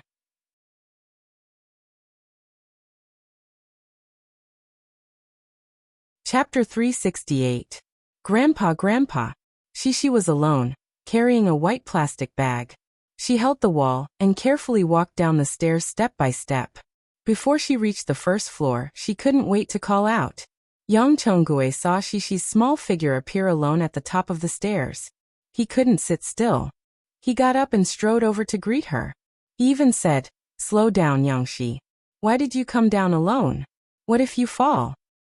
Although he still used a reproachful tone out of habit, the concern in the old man's eyes could not be concealed. He wished he could go up and carry Shishi down. Grandpa, I'll give you something delicious. Shishi raised the white bag in her hand and said with a smile. It was not easy for her to complete the achievement of walking down the stairs. However, she was just a few steps away from being carried into her grandfather's arms. Young Chongwei hugged Shishi. The more he looked at her, the more he liked her. Previously, he only vaguely felt that she was close to him. Now that he had confirmed that she was his biological granddaughter, the old man looked at her small face and couldn't bear to put Shishi down. Shishi was still thinking about the delicious food she wanted to share with her grandfather. In her grandfather's arms, she opened the bag and took out a small bottle. Then the little girl quickly put the bag on her wrist. Then, she twisted the lid of the small bottle with both hands, revealing a small mouth like a toothpick box. She said very seriously, "Grandpa, let me tell you, this is delicious." "What is this?" Only then did Yang Chongwei move his gaze from his granddaughter's face to the small bottle. He saw that there were small things inside. "This is mouse feces." Shishi said the name, and she quickly waved her hand and giggled. Grandpa, don't be afraid. It's not mouse feces. Papa said it's just called the name, not mouse feces." "Is that so?" "Grandpa knows. It should be made of orange peel, plum, hawthorn, and other raw materials. It's also called jigong pill. Grandpa has seen it before." Young Chongwei smiled. When he heard the name, he had already realized who it was. He had seen it when he passed by Jinling in his early years. At that time, when he heard that it was a rat's poop, he almost destroyed the stall. It was the first time that Shishi had heard such a detailed explanation. She looked at her grandfather with some admiration and said, "Wow, Grandpa, you're so amazing. You know so much." Under his granddaughter's gaze, Yang Chongwei stroked his beard and smiled proudly. Next, Shishi poured out a piece of jigong pill and pinched it, asking Grandpa to open his mouth. Then, she stuffed the snack into Grandpa's mouth.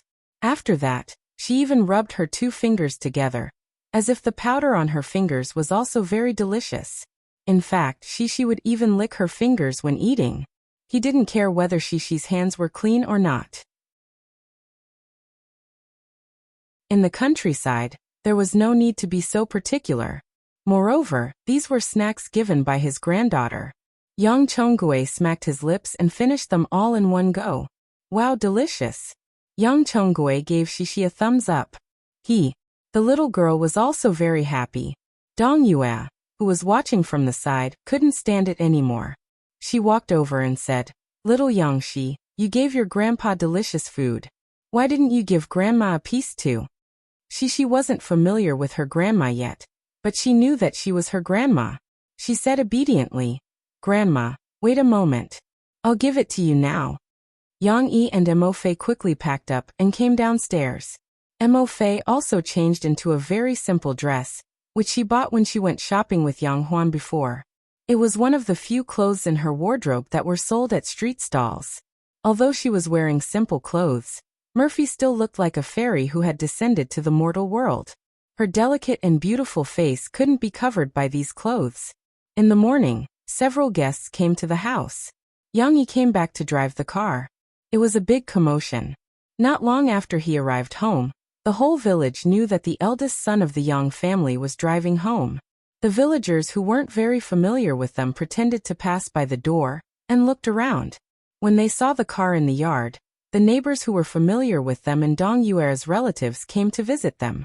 It was quite lively, especially the children who were wearing muddy shoes and pants. Yang Yi took out snacks and asked Shishi to give them to her brothers and sisters. The children played together for a while.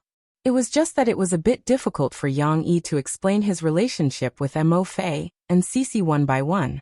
However, in this small village where the sun rose and the sun fell, Murphy also enjoyed the life of an ordinary person. No one recognized that she was a big star. They just thought that this daughter-in-law from the city was very beautiful and flattered her. Murphy didn't put on a cold face anymore. Instead, she wore a smile and followed behind Yang Yi to accompany him to greet the guests. Brother Dongfang, third uncle, Uncle Ting. These names were actually called out. Murphy was also confused, but she still tried hard to remember and help poor T. Even if she didn't like to interact with strangers, Murphy still showed the attitude that a daughter-in-law should have. Yang Yi knew Murphy's character. He found an opportunity to hold Murphy's hand and said softly, "It's been hard on you." No, it's what I should do.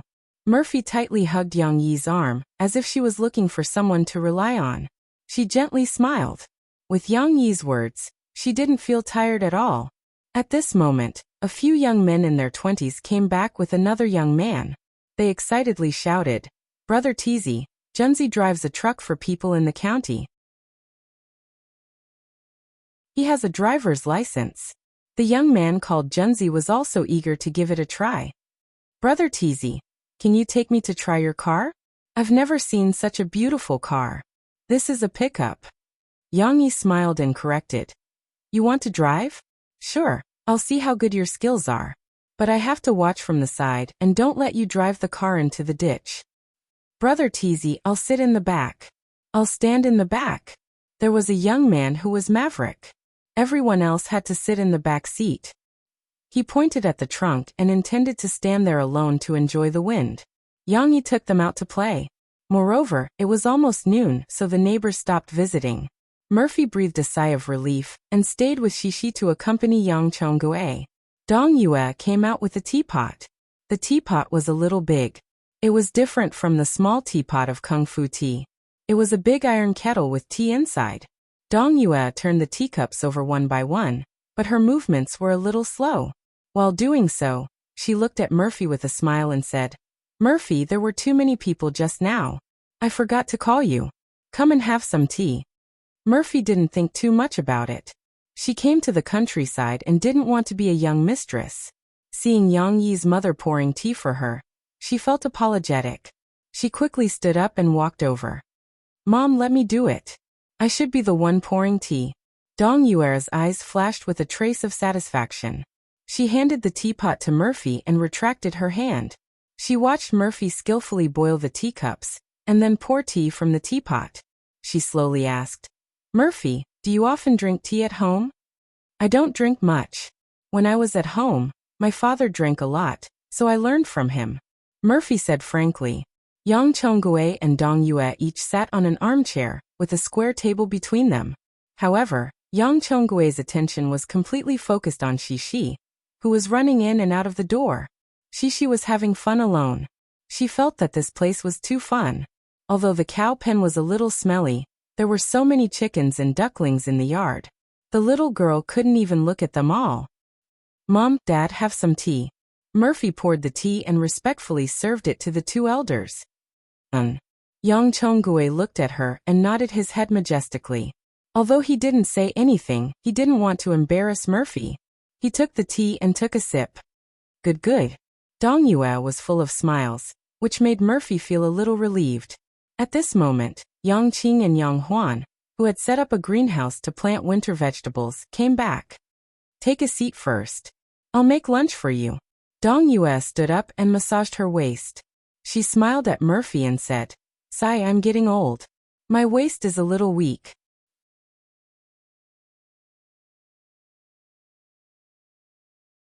Chapter 369. Making lunch? Yang Huan's words suddenly rang in Murphy's ears. "My parents are more traditional. They like a sensible, filial, and virtuous daughter-in-law. If you can help my mom cook and make her happy, my dad won't have a problem." "Yes, lunch." Murphy quickly stood up and said, "Mom, let me help you." She was still relatively rational. After a few days of studying, she realized her shortcomings.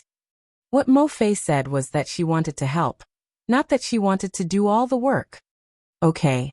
Dong Yue looked at Murphy and nodded with a smile. Murphy and Dong Yue walked out of the hall and headed to the kitchen. Yang Huan saw them, rolled up her sleeves, and walked over. However, when Dong Yue saw her, she rolled her eyes and said, Huan, I don't need you to help me cook today. Stay in the courtyard, and keep an eye on little Yang Shi. Don't let her run to the cow pen and get kicked by Da Huang." Oh, Yang Huan had to stop. She looked at Murphy's back and sighed in her heart. "Sister-in-law, it's not that I don't want to help. It's just that my mom is too cunning. Good luck." When she arrived at the kitchen, Mo Fei first looked around, but she was immediately dumbfounded. What were these two big dark pits? A stove? Murphy had seen many stoves since she was young. Gas stoves, natural gas stoves, induction stoves, and even iron plates like those in restaurants. Anyway, She had never seen anything like this. No, she had seen it on TV. It was a primitive stove for burning firewood. Next to it were pieces of firewood chopped by Yang Qing, and some dead branches and leaves used to start the fire. Because of the firewood, the whole newly built kitchen was smoked black. Fortunately, there were electric lights, so it was still bright. However, Murphy was a little confused. How did she use this stove? Murphy, this is the pot for cooking. The rice is over there. Go wash the rice first, Dong Yue instructed. Cooking? This was what Murphy had learned the most in the past few days. She let out a sigh of relief and hurriedly responded. She carried the big pot of rice with both hands and moved it to the bag of rice. Dong Yue didn't deliberately make things difficult for Murphy. She guided her from the side. There are 6 adults and 1 child in the house. Men eat more. You should pour 3 spoonfuls of rice. The spoon here was different from the measuring bucket that came with the rice cooker. It was an old type of enamel cup that was used for drinking water. 1 spoon could hold a lot of water. But Murphy didn't question it. She followed Dong Yue's instructions and packed the rice. Then, she took it to the tap and twisted it. However, not a single drop of water came out. This faucet is useless. You can use the well water in this tank. We drink well water at home. When we were building the house, the master said that the town was doing something like running water. It would save us a lot of trouble if we installed a faucet and a pipe. But it's useless now, Dong Yue explained with a smile. Mo Fei hurriedly nodded and carried the rice over there. She didn't know if it was because of nervousness or tiredness. In the middle of winter, Murphy's forehead was sweating. After a while, Murphy finally finished washing the rice. She tilted the pot and poured the rice washing water into the ditch at the side. The rice washing water should be left for washing vegetables and watering trees. Dong Yue, who was making a fire at the side, opened her mouth. She originally wanted to scold her, but when the words reached her mouth, she swallowed them back. It wasn't a big problem. She didn't want to dampen her enthusiasm. Then, Dong Yue saw Murphy filling the pot with water. 1 spoon, 2 spoonfuls, 3 spoonfuls, and she didn't stop. Murphy, what are you doing? Dong Yue couldn't help but ask. I'm filling the pot with water. When there's enough water, we can cook. Murphy raised her head and said with a smile. Cough cough, Murphy, you did well. This is almost done. Put it down. I'll put it on the stove later. That, you go find Qing Zi and ask him where he put the vegetables he plucked. Quickly send it over. Dong Yue said with a smile. Okay. Murphy washed her hands and quickly went out to find Yang Qing. After Murphy went out, Dong Yue walked over and picked up the pot. Looking at the overflowing water, she couldn't help but shake her head. Dong Yue reached out her hand and picked out the remaining small pebbles and debris in the rice. Then, she poured the new rice washing water into the wooden bucket at the side. Then, she scooped an appropriate amount of well water from the water tank and put it on the stove to boil. Murphy, Missouri Shawan, Xiao AI and the others probably experimented with the rice sold in the supermarket. Those rice were all carefully sifted and the debris were basically removed. They only needed to be washed once. After a while, Murphy laboriously carried a basket of vegetables back. Mom, what should I do now? Murphy asked. Just now when she successfully cooked the rice, it gave her a bit of confidence and she also took the initiative. Well, you first wash these white radishes, then peel the skin, and then choose the vegetables. Oh, okay. Murphy immediately took action. She still recognized the white radishes. Murphy picked out 2 white radishes from the basket. There were still drooping leaves on top and soil in the cracks of the skin. They were very fresh. Mom, why are there so many fresh vegetables at home? Isn't it winter now? Murphy said as she scooped water to wash the vegetables. In order to ease the awkwardness, she rarely took the initiative to open a topic. The vegetables were grown in the greenhouse that we built at home. We didn't have it before. The year before last, the town's agricultural science station sent experts to guide us to build the greenhouse. They also gave us subsidies. This winter, we had fresh vegetables to eat. The year before last, we didn't grow well. Last year, we had some experience. This year, there are more vegetables. You came at a good time, Dong Yue said as she poked the stove. She looked up and saw Murphy was focused on washing the radish leaves. Outside, Yang Yi had just driven the car back. Those rascals were also going back for lunch, but they still wanted to go for a ride with Yang Yi in the afternoon. Papa, look, I named these chicks. It's called Hua Hua because it's the most beautiful one. It's called Ooh.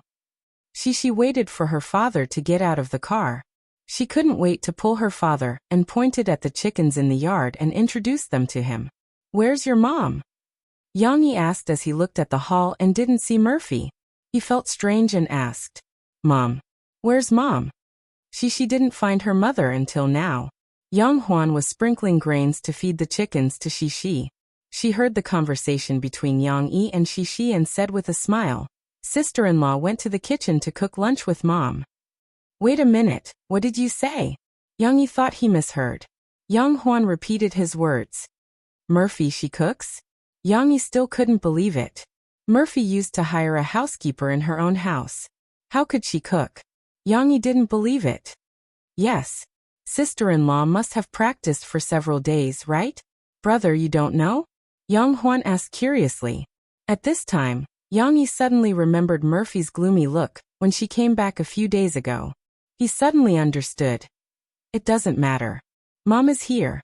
Sister-in-law is just an assistant at most. Yang Huan said with a smile. But Yang Yi wasn't so optimistic.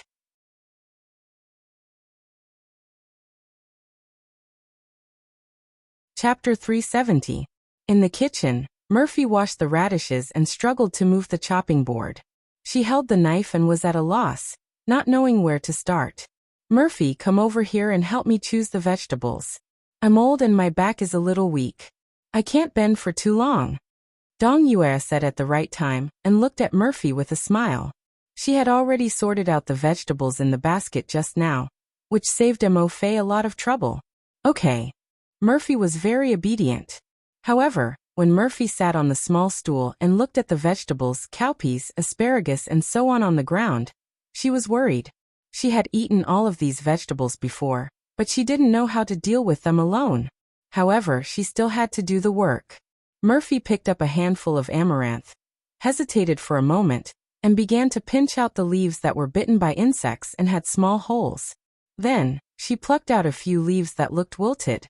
However, Murphy started again and plucked out a few intact leaves. She felt that the other leaves were purplish-red with a circle of green around them, but these leaves were completely purplish-red and seemed to be rotten. It seemed that in Murphy's impression, choosing vegetables was just picking out the rotten leaves, so after she was done, she put down the amaranth and picked up the cowpeas. It's really difficult. This is called beans, right? How do I deal with it? Murphy looked at the cowpeas in a daze.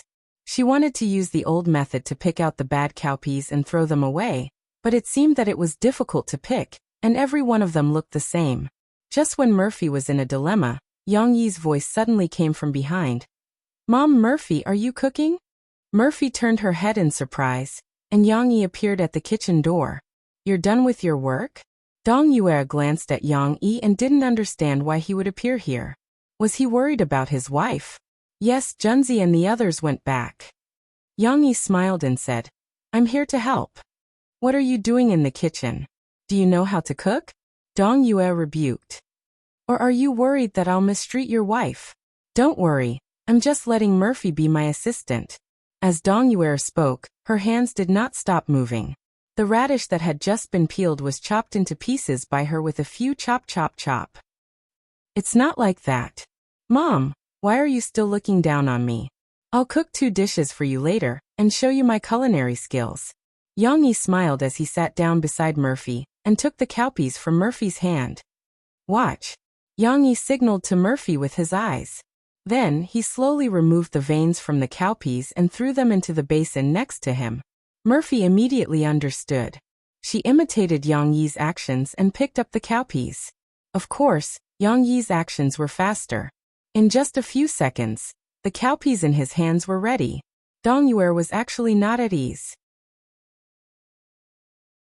She had already seen how good Murphy's culinary skills were.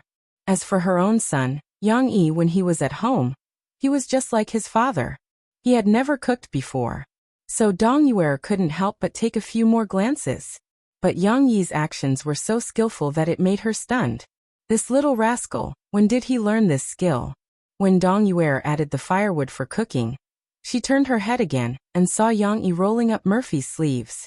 Murphy raised her hand and let Yang Yi roll up her sleeves. She looked at Yang Yi and smiled happily. These two children. The corners of Dong Yuer's mouth curled up slightly, but she still turned her head and continued to poke at the stove, leaving a vent in the middle.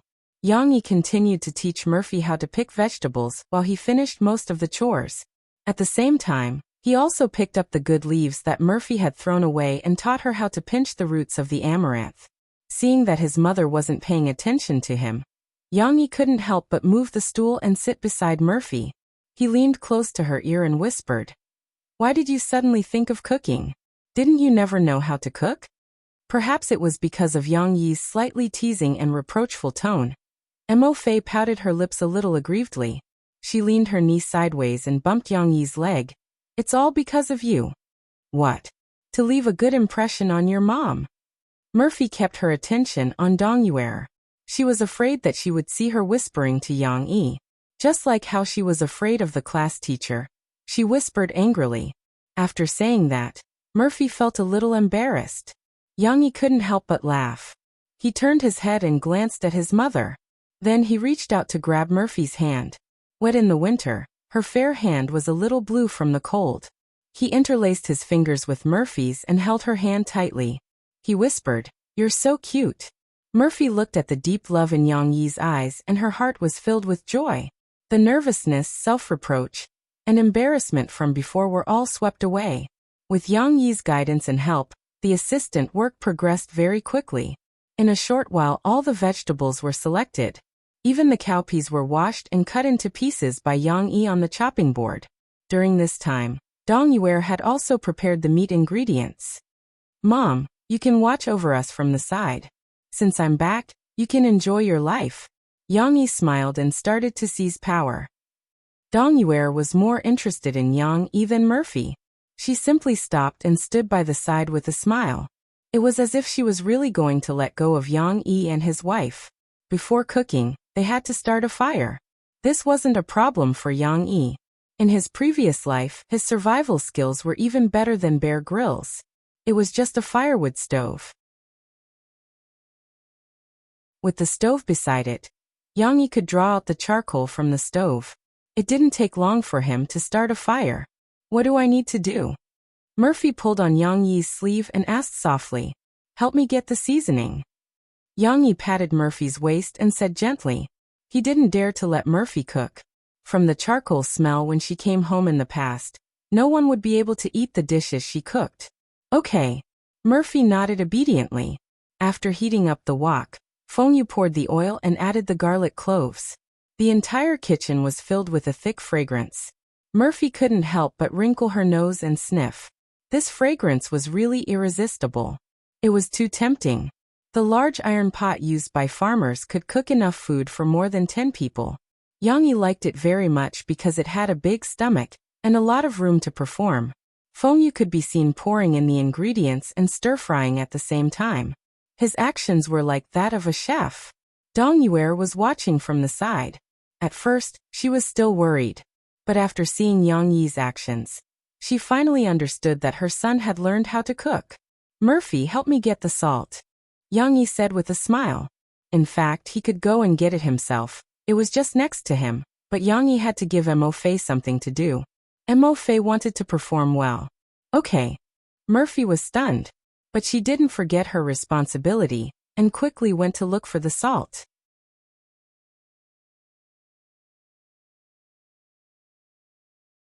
Chapter 371. It's 24. Xiaohan made a mistake. Most of the seasonings at home were packed in big bowls, so were ginger, garlic, and chili. There were special pots for soy sauce and peanut oil, but they were different from the ones sold in the supermarkets in the city. Because the peanut oil here was freshly squeezed by machines, there was a special workshop in town.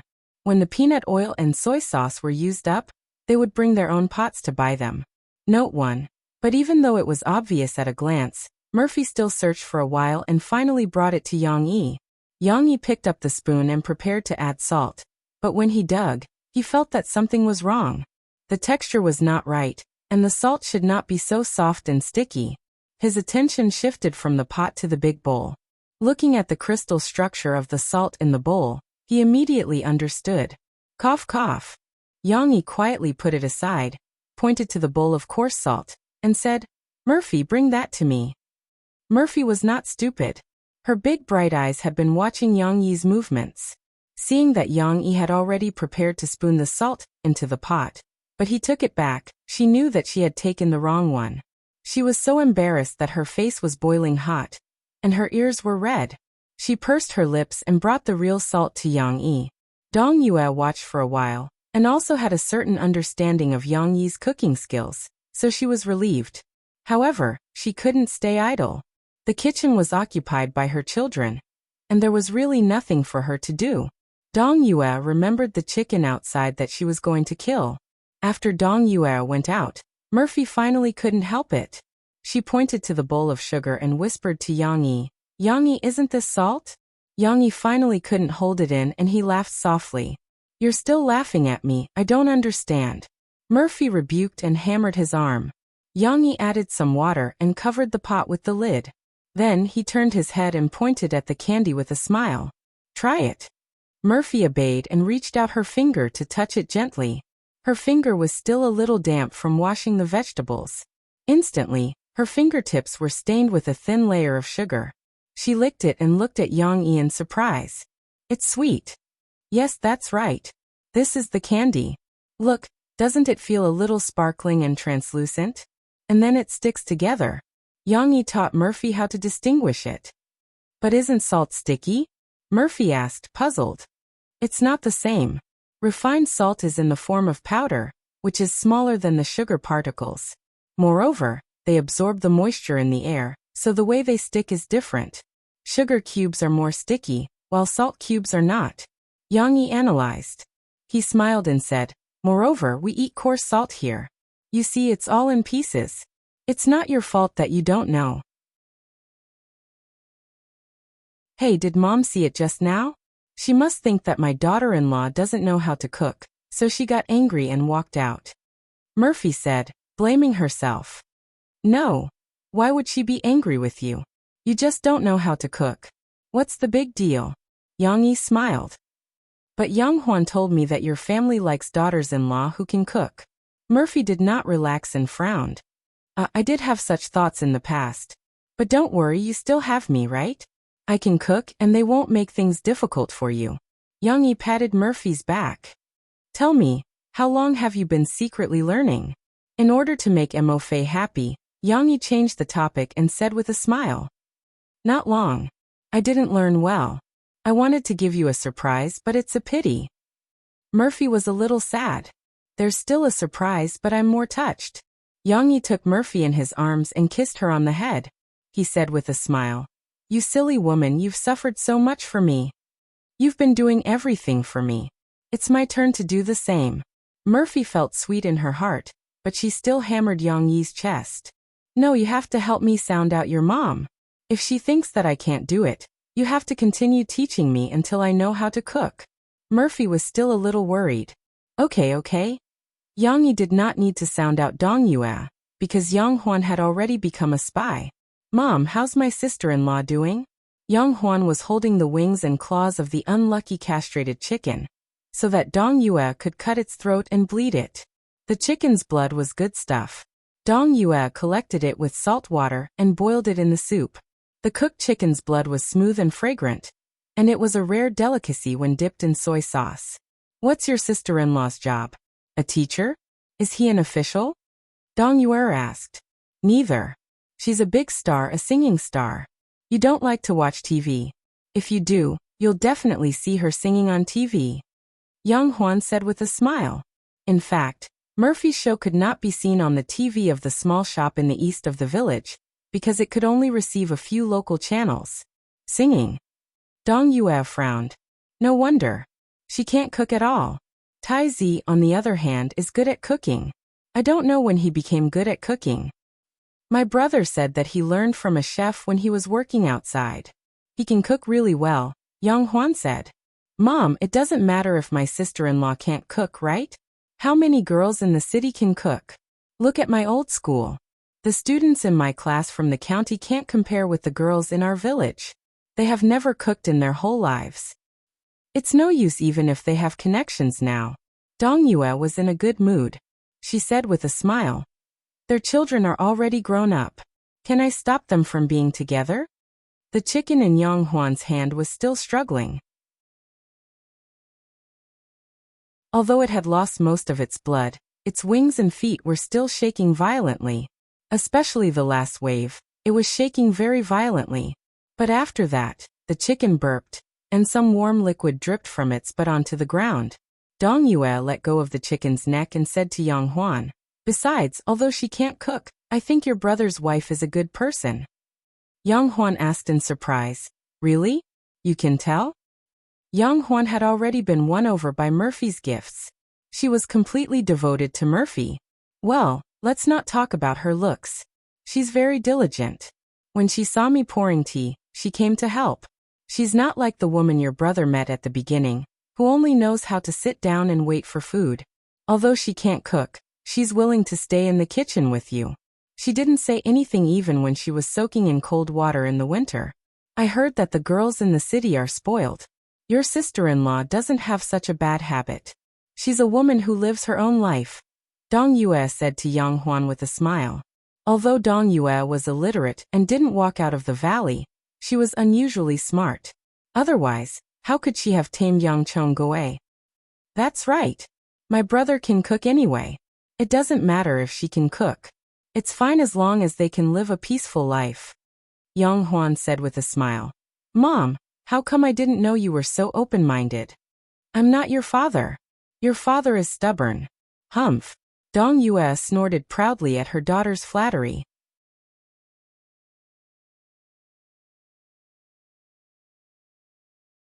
Chapter 372. During lunch, Murphy had a taste of Yang Yi's strict upbringing.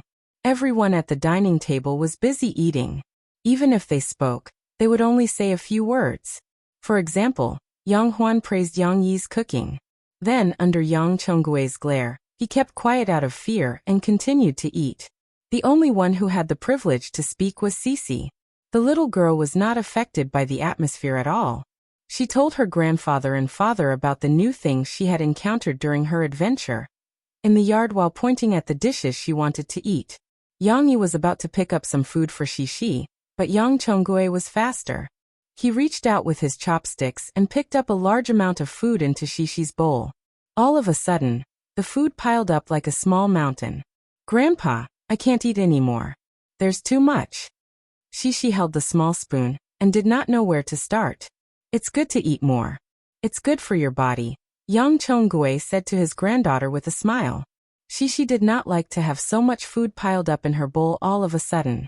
She would be sad if she spilled her favorite meat on the floor. Fortunately, Yang Yi came to help his daughter. Under Yang Chonggue's murderous gaze, he took half of the food in Shishi's bowl and said, Give it to Dad. If you want more later, Dad will get more for you. They ate in silence and finished their lunch quickly. After a while, it was already afternoon. Yang Yi was called out by the young men from the same village who knew him to go out and have fun, so Mo Fei took Cece upstairs to take a nap. The little girl didn't get enough sleep in the morning, so she began to yawn when eating. The entire fourth floor was theirs.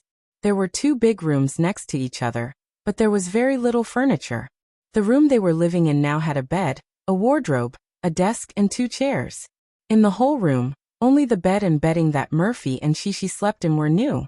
The desk and wardrobe were moved from Yang Yi and Yang Qing's room. It was clean, but it looked old. There was even a ballpoint pen doodle on the desk that Yang Yi used to draw. The room next door was even simpler. There was only the bed that Yang Yi used to sleep in. It was not used yet, but there was a mattress for good luck. Just now, when Yang Yi was here, Mo Fei didn't feel anything. But now that Yang Yi was not here, and there were only her and Cece, Mo Fei felt that this room was a little empty, and a sense of strangeness arose suddenly. Of course, Murphy did not dislike it. She knew that Yang Yi's house was good enough. According to Yang Yi's introduction, the old house was the oldest in the village. There were 3 small rooms that could only fit the family of 5.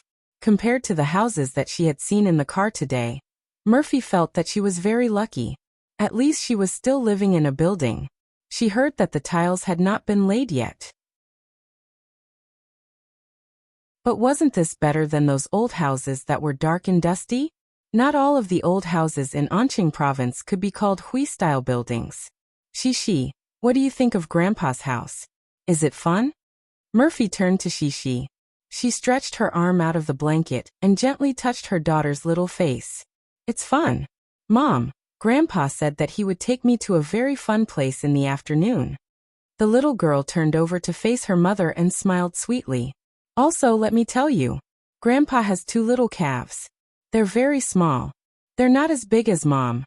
Murphy secretly heaved a sigh of relief. After listening to Shishi's description, Murphy knew that Shishi did not care about the simplicity of the house. She was still immersed in exploring new things. That's right. Children don't have as many twists and turns as adults. They are still very easy to satisfy. Shishi was like that now. When it came to fun things, she became excited and no longer felt sleepy. Then go to sleep. When you wake up, you can go play with Grandpa. Murphy smiled and used her finger to scratch her daughter's nose. I don't want to sleep. I want to go play with Grandpa. The little girl still acted coquettishly. No, if you don't behave, Grandpa won't like you anymore. Murphy pretended to be unhappy. Okay then, I'm going to sleep. Cece closed her eyes obediently. However, her thin eyelids were still moving a little. Her eyeballs were probably rolling around inside, and no one knew what she was thinking. It was close to 4 o'clock in the afternoon. Yang Chonggui held Shishi's hand and walked leisurely on the small road in the countryside. The little girl had just woken up, but she was very energetic. She kept looking around curiously. However, some people who passed by were also curiously sizing her up. Shishi's dressing was very different from the other children in the village. Naturally, she would attract other people's attention. Shishi sometimes felt embarrassed from being stared at. She quickly walked a few steps faster and stuck close to her grandfather. Old Yang, whose child are you bringing? Finally, an old man who was of the same generation as Yang Chonggui asked. Your boss's? Yes, Iron's child. Look, is she pretty? Yang Chonggui proudly raised his eyebrows. In the past, he was very serious and had a fierce reputation, so the younger generation didn't dare to take the initiative to talk to him. But once they started talking, the neighbors in the village also started talking at the same time.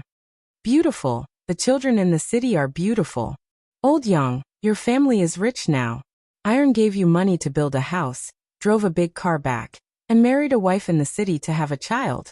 But why do I remember that he only brought her back this time? I didn't hear that your Iron had a child before. Yes, I didn't bring her back before. We didn't build a house and had no place to live.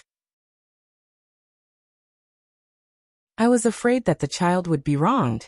Yang Chonggui smiled and fooled them. He didn't want to tell them the truth. Moreover, when he talked about this, his anger towards Yang Yi came out again. Grandpa, where are we going? Fortunately, Shishi's tender voice pulled him back from thinking about how to deal with Yang Yi, this unfilial son. We're almost there. Yang Chonggui pointed to the front. Turn the corner and we'll be there. After turning the corner, the scene in front of them suddenly opened up. There was no longer a crowded and small house. A wide and flat field appeared in front of Shishi. Hua hua. It wasn't the time for spring plowing yet. Moreover, it was close to the spring festival, so most of the young people had nothing to do. On the field, there were 2 people wrestling in the field, but the bystanders ignored them. They didn't even look at them, not to mention trying to stop the fight. They just minded their own business and played with stone locks or other weapons. Yes, weapons. There were a few weapon racks here, but compared to the ones in the Yang family's hall, the quality of the weapons here was a little worse. However, there were sabers, spears, swords, halberds, axes, battle axes, hooks, tridents, and so on. Yangshi, this is the village's martial arts practice field. Your grandfather built it himself. Yang Chonggui proudly introduced to Shishi. He wanted to hear his granddaughter's adoration. However, Shishi didn't cooperate. She anxiously pulled on her grandfather's sleeve, and pointed to the two men who were hugging each other and rolling around on the ground. She raised her head and said, "Grandfather, they're fighting. It's not good to fight." "They're not fighting. They're just practicing martial arts and learning from each other." Yang Chonggui hurriedly explained. "Chang'an de pu, that's enough. Don't go too far. It's winter and you're ruining your clothes like this. When you get back, your mother will beat you to death." Yang Chonggui shouted. His voice was loud and clear, like winter thunder. At this moment, the old and young men in the martial arts practice field noticed Yang Chonggui's arrival and greeted him. Mu Chang'an and Li Shupo, who were sparring with each other just now, also quickly let go of their hands and got up from the ground. As if they had done something wrong, they obediently called out, "Teacher Yang." "Teacher Yang?" Shishi curiously blinked her eyes. The scene in front of her was quite magical. Many people were greeting Yang Chonggui, and most of the young people were fearfully calling him Teacher Yang. Yang Chonggui was also like an emperor on a private tour. He held Shishi's hand with one hand and put the other behind his back. He nodded as he walked past, his face glowing. Practice well. Men should practice martial arts so that they won't be bullied in the future. Yang Chonggui reached out and patted Mu Chang and Li Shupo's shoulders as he encouraged them. It was the first time the two young men had received his encouragement. Their bodies stiffened as if they had been touched by Medusa. However, Yang Chonggui wasn't satisfied. Shishi was just curious. She didn't show any surprise or adoration.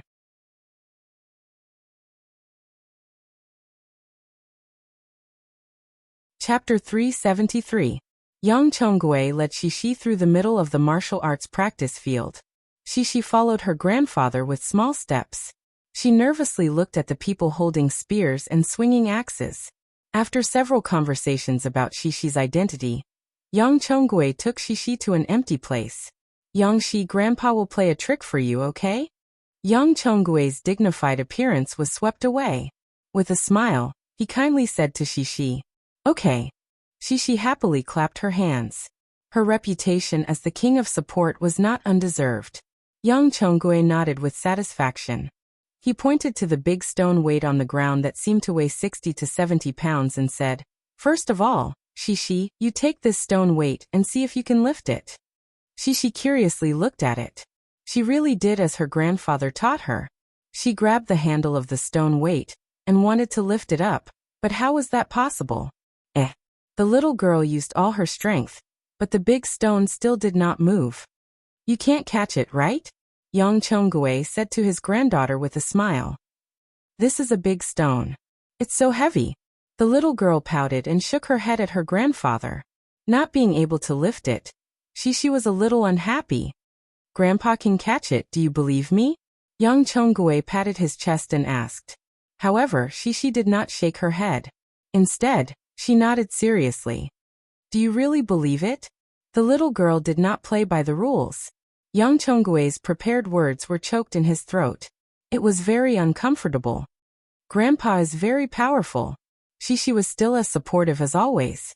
She added, "My papa is also super powerful. Forget it. Let's just use our real skills." Yang Chonggui asked Shishi to stand aside. He walked to the stone weight and bent down to grab the handle of the stone weight with his right hand. Ha! With a steady exhalation, Yang Chonggui lifted the 60 to 70 pound stone weight with one hand. Wow! Shishi seemed to have forgotten what she had just said. She cried out in surprise and stared at him closely. His granddaughter's voice made Yang Chonggui feel as if he had been injected with chicken blood, and his mood became agitated. "Rise!"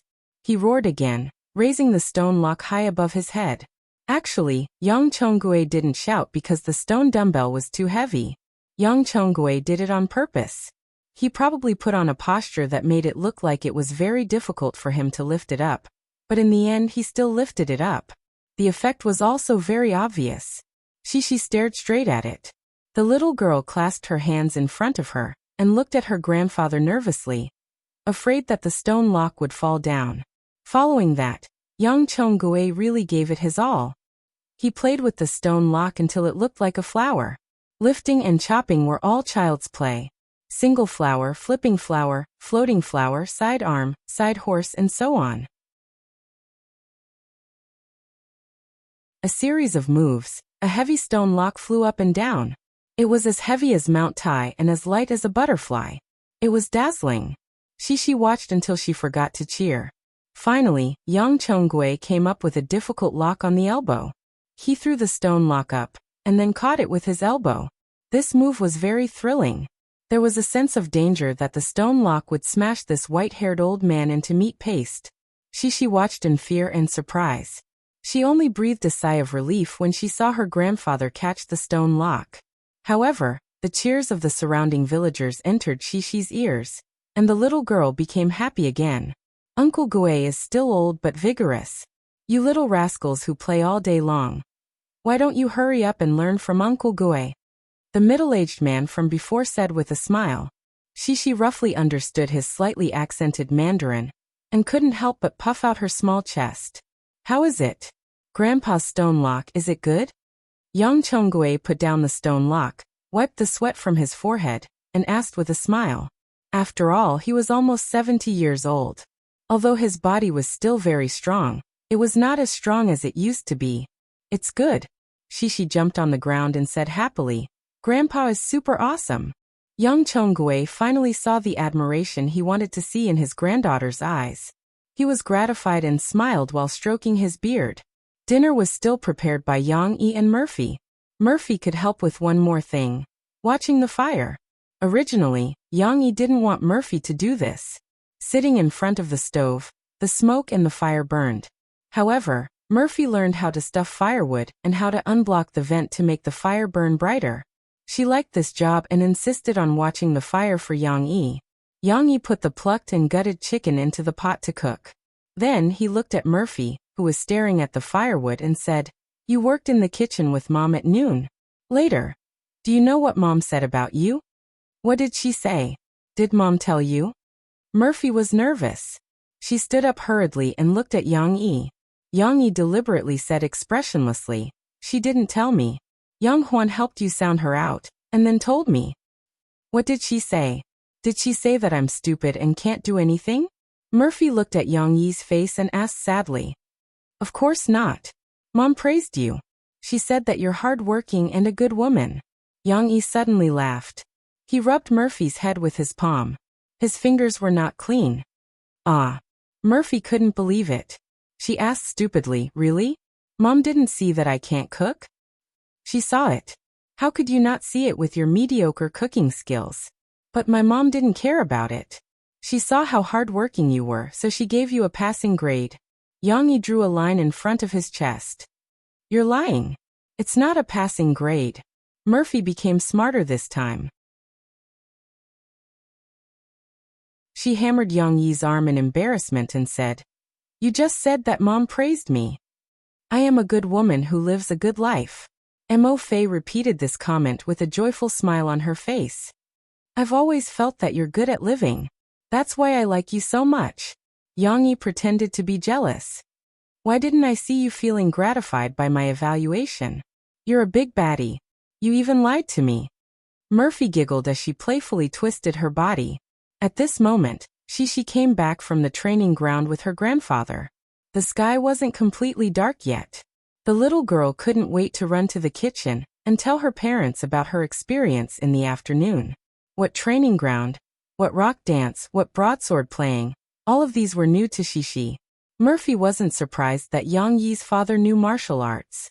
But she noticed a problem and asked Yang Yi, Is Dad a teacher? Yang Yi nodded and said, About 20 years ago. The town said that it was too hard for the children in our village to go to the town's primary school. Every time we had to walk more than 10 miles on the mountain road, which was unrealistic. So they made our village use an empty house to build a primary school. They also sent teachers over, but they lacked a physical education teacher. Our dad was in the village and often taught those people martial arts. So this job fell on his head. He also got a salary, so he agreed. So now many people call my dad Teacher Yang. Yang Yi waved his hand. Then Dad is quite amazing, Murphy said with a smile. He himself quite enjoys being called. Yang Yi shook his head with a wry smile. After dinner, Yang Huan and Murphy were cleaning up the dishes and preparing to wash them in the kitchen.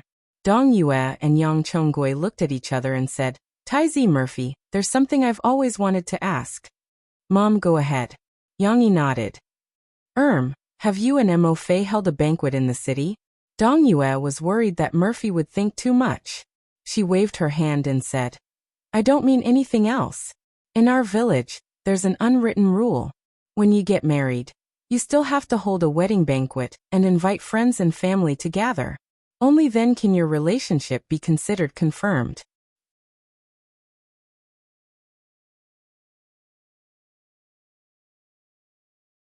Chapter 374. Wedding. Get married? Yang Yi showed a confused expression. He had never thought about this question. Perhaps it was because he was used to not following the rules. He used to think that it was enough for two people to be together, even if they were a stable couple. The concept of marriage had never appeared in his mind. Hearing his doubts and seeing his expression, Yang Chonggui's face immediately darkened. "You two are not married? You haven't registered your marriage?" Dong Yue frowned and asked. Murphy lowered her head and stood beside Yang Yi like a little daughter-in-law. She did not dare to breathe loudly. She was not wrong, but when questioned, Murphy felt as if she had joined forces with Yang Yi to deceive the two elders. She felt very uneasy. "Do we have to register our marriage?" Yang Yi honestly asked his question. Bang! Yang Chonggui slammed the table, causing everyone's bowls and chopsticks to jump. Yang Huan and Yang Qing lowered their heads at the same time, not daring to look directly at the old man. Even Shi, who had finished eating early and ran to the side to play by herself, was shocked by the noise. "Tizi, your words are getting worse and worse. Did you learn bad things after staying outside for a few years?" Dong Yue saw this and interrupted. "Murphy gave birth to your child. How can you let her down like this?" "No, what I mean is, even if we don't register our marriage or hold a wedding, I will still spend the rest of my life with her. What's the difference?" Yang Yi explained, not knowing whether to laugh or cry. Murphy was stunned. She stared blankly at Yang Yi. She was touched by Yang Yi's words. Spend the rest of my life with her. From his point of view, that was indeed the case. Yang Yi did not think that a marriage certificate could make two people happy for the rest of their lives. Love needed to be carefully managed by two people. It could not be bound by a marriage certificate. "You unfilial son, our Yang family doesn't have a scum like you who plays with women's feelings," Yang Chonggui angrily rebuked. Dong Yuer's interruption just now had no effect. Yang Yi shut his mouth. From the memories of his previous life, he knew that when the old man was furious, any further explanation would only have the opposite effect. Talking back would only make Yang Chonggui even angrier. "The child is already 4 years old. If you don't marry Murphy, won't others laugh at us?" This time, Dong Yue did not spoil Yang Yi. She helped him and said, "Taizi, you have to think about this carefully." "Consider what?" "I think he must have been blinded by the outside world after he retired. He doesn't even know the most basic principles of being a person. He has completely forgotten the teachings of his ancestors." Yang Chonggui slammed the table and angrily rebuked. Yang Yi avoided the limelight and remained silent. On the other hand, Murphy was panicking. She quickly opened her mouth to explain for Yang Yi. "Dad, Mom, don't blame Yang Yi. It's not his fault. It's because of me. I'm working now, so I can't make our relationship public. That's why we can't get the marriage certificate." "What?" Yang Chonggui and Dong Yue both looked over in confusion. Yang Yi quickly pulled Murphy and whispered, "Are you stupid? Why are you sticking your head out? Leave this matter to me. It's my problem. I can't let you bear the responsibility for me anymore." Murphy pouted and said, "What? They're talking about the marriage certificate. I really didn't think about it before." Yang Yi waved his hand and turned to his parents. "Dad, Mom, don't listen to Murphy's nonsense. I didn't think it through." He was also worried that Yang Chonggui and Dong Yue would have a bad opinion of Murphy. It wasn't easy to make them accept Murphy today. He couldn't let it go to waste. Yang Chonggui stood up with a sullen face. "Come with me, old man." Dong Yue hurriedly called out. "Don't worry about this." Yang Chongwei waved his sleeves and walked to the courtyard with his hands behind his back. Yang Yi stood up helplessly and wanted to follow him. At this time Murphy grabbed his hand. Yang Yi turned to look and saw tears in her eyes. "It's okay. Don't worry."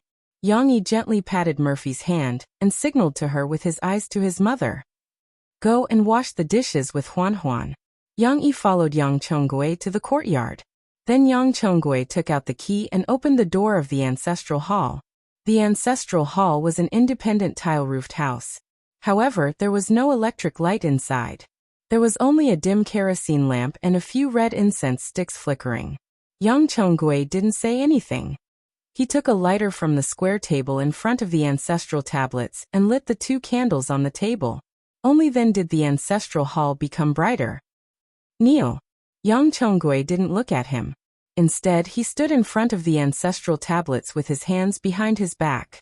With his back facing Yang Yi, he looked up at the ancestral tablets. Yang Yi hesitated for a moment and helplessly knelt on the futon. This action was very clear in the predecessor's memory. Before the predecessor was a soldier, he was often punished to kneel. After kneeling, Yang Yi didn't say anything for a long time. It was as if he was ignoring Yang Yi. However, Yang Yi still satisfied him. He knelt there with his back straight and didn't say anything. "Now that you have some money, you forget your ancestors. If I give you a few more years, will you abandon your wife and children?" Yang Chongwei turned around and snorted. "How do you say this in the ancestral teachings? I'll recite it for you. Eccentricity is natural, repentance is inevitable. Decadence and self-satisfaction make it difficult to establish a family. Tell me, what does it mean?" Yang Yi knelt on the futon and was silent for a moment. Then he said, "Eccentric, self-opinionated people will often do things that they regret. They will miss a lot of things that they cherish.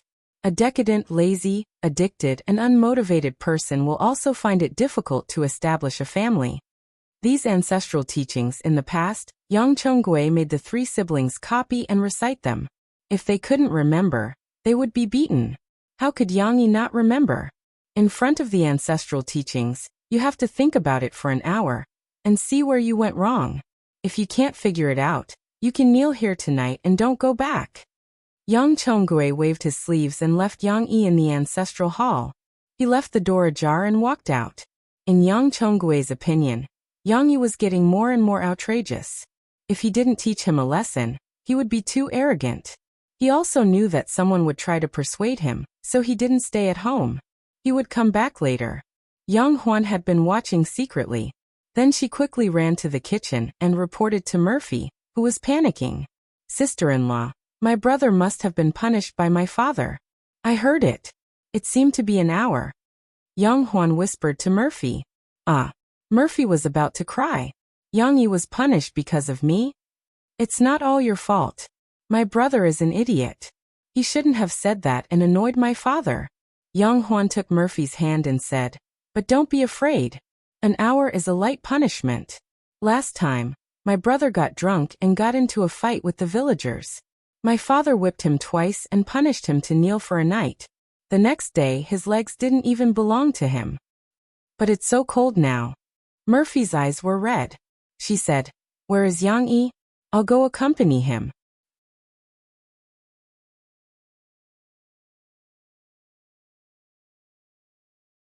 Chapter 375.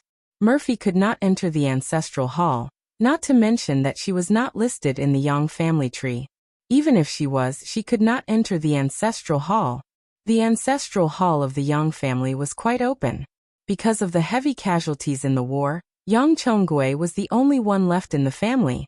Therefore, Yang Chongwei had the final say in the rules. In the past, he did not allow Dong Yuer to enter the ancestral hall, saying that she could only enter once in her lifetime.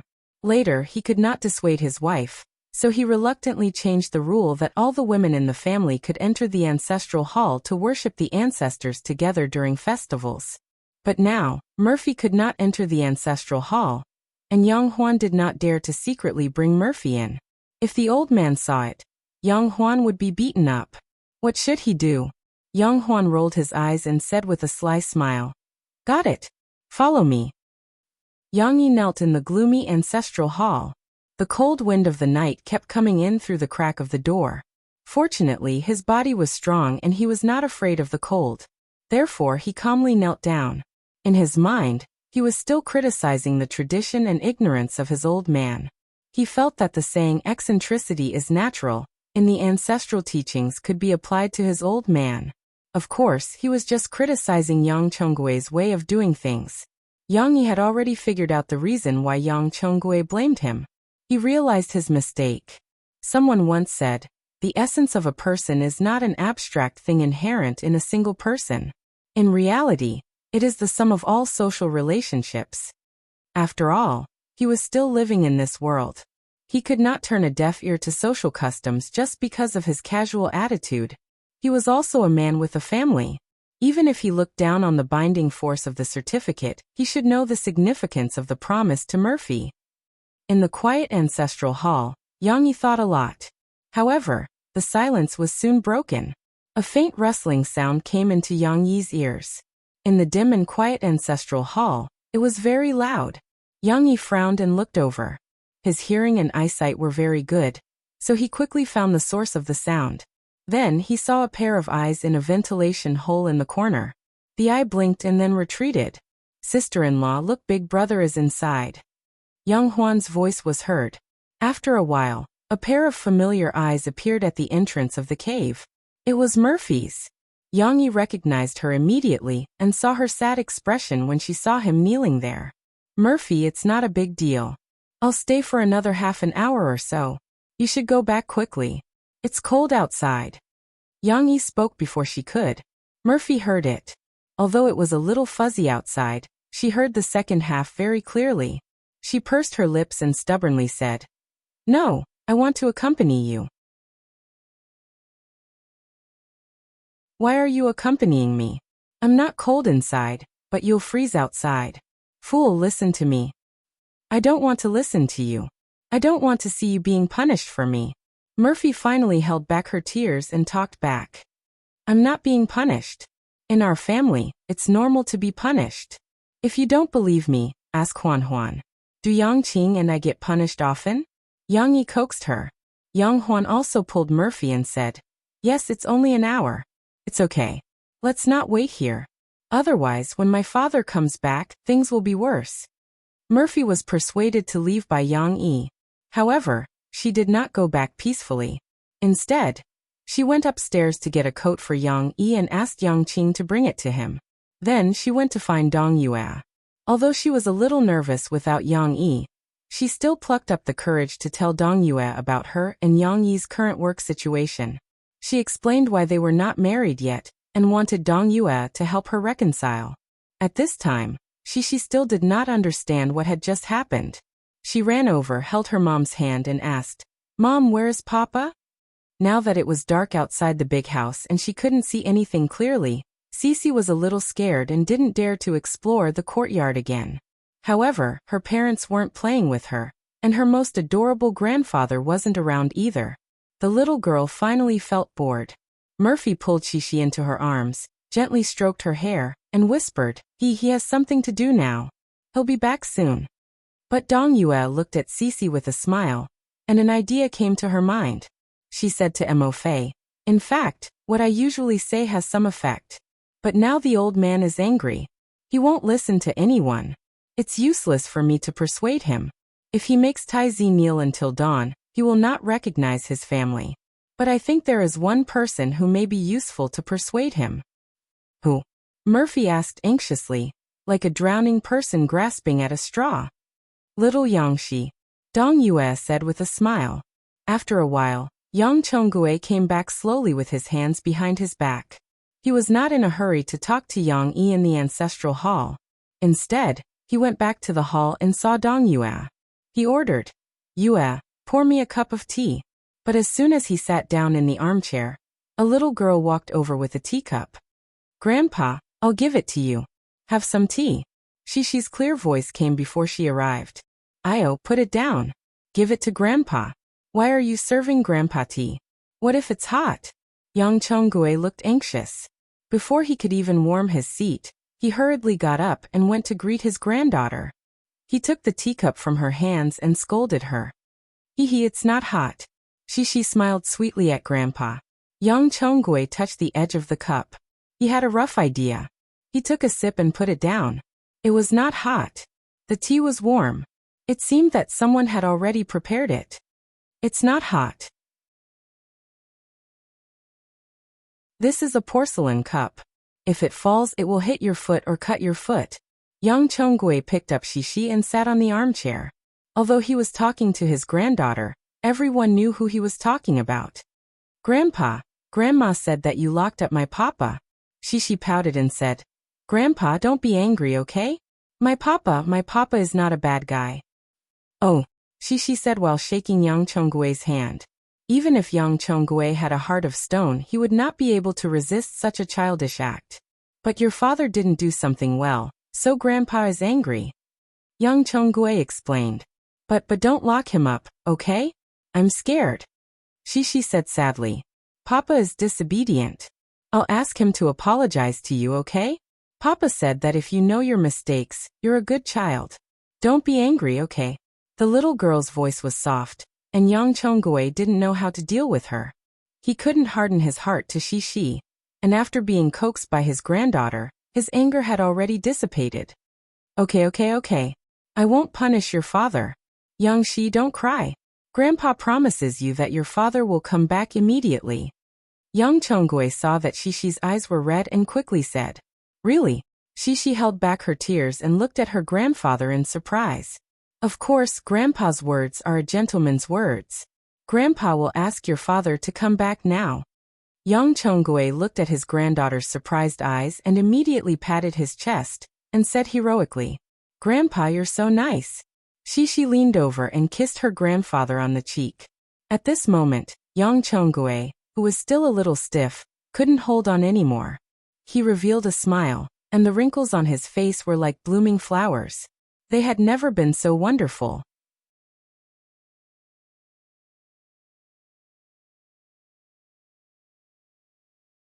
Chapter 376.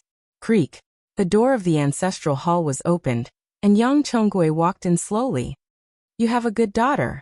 Yang Chongwei pretended not to see the clothes on Yang Yi's body. He snorted and said, Get up.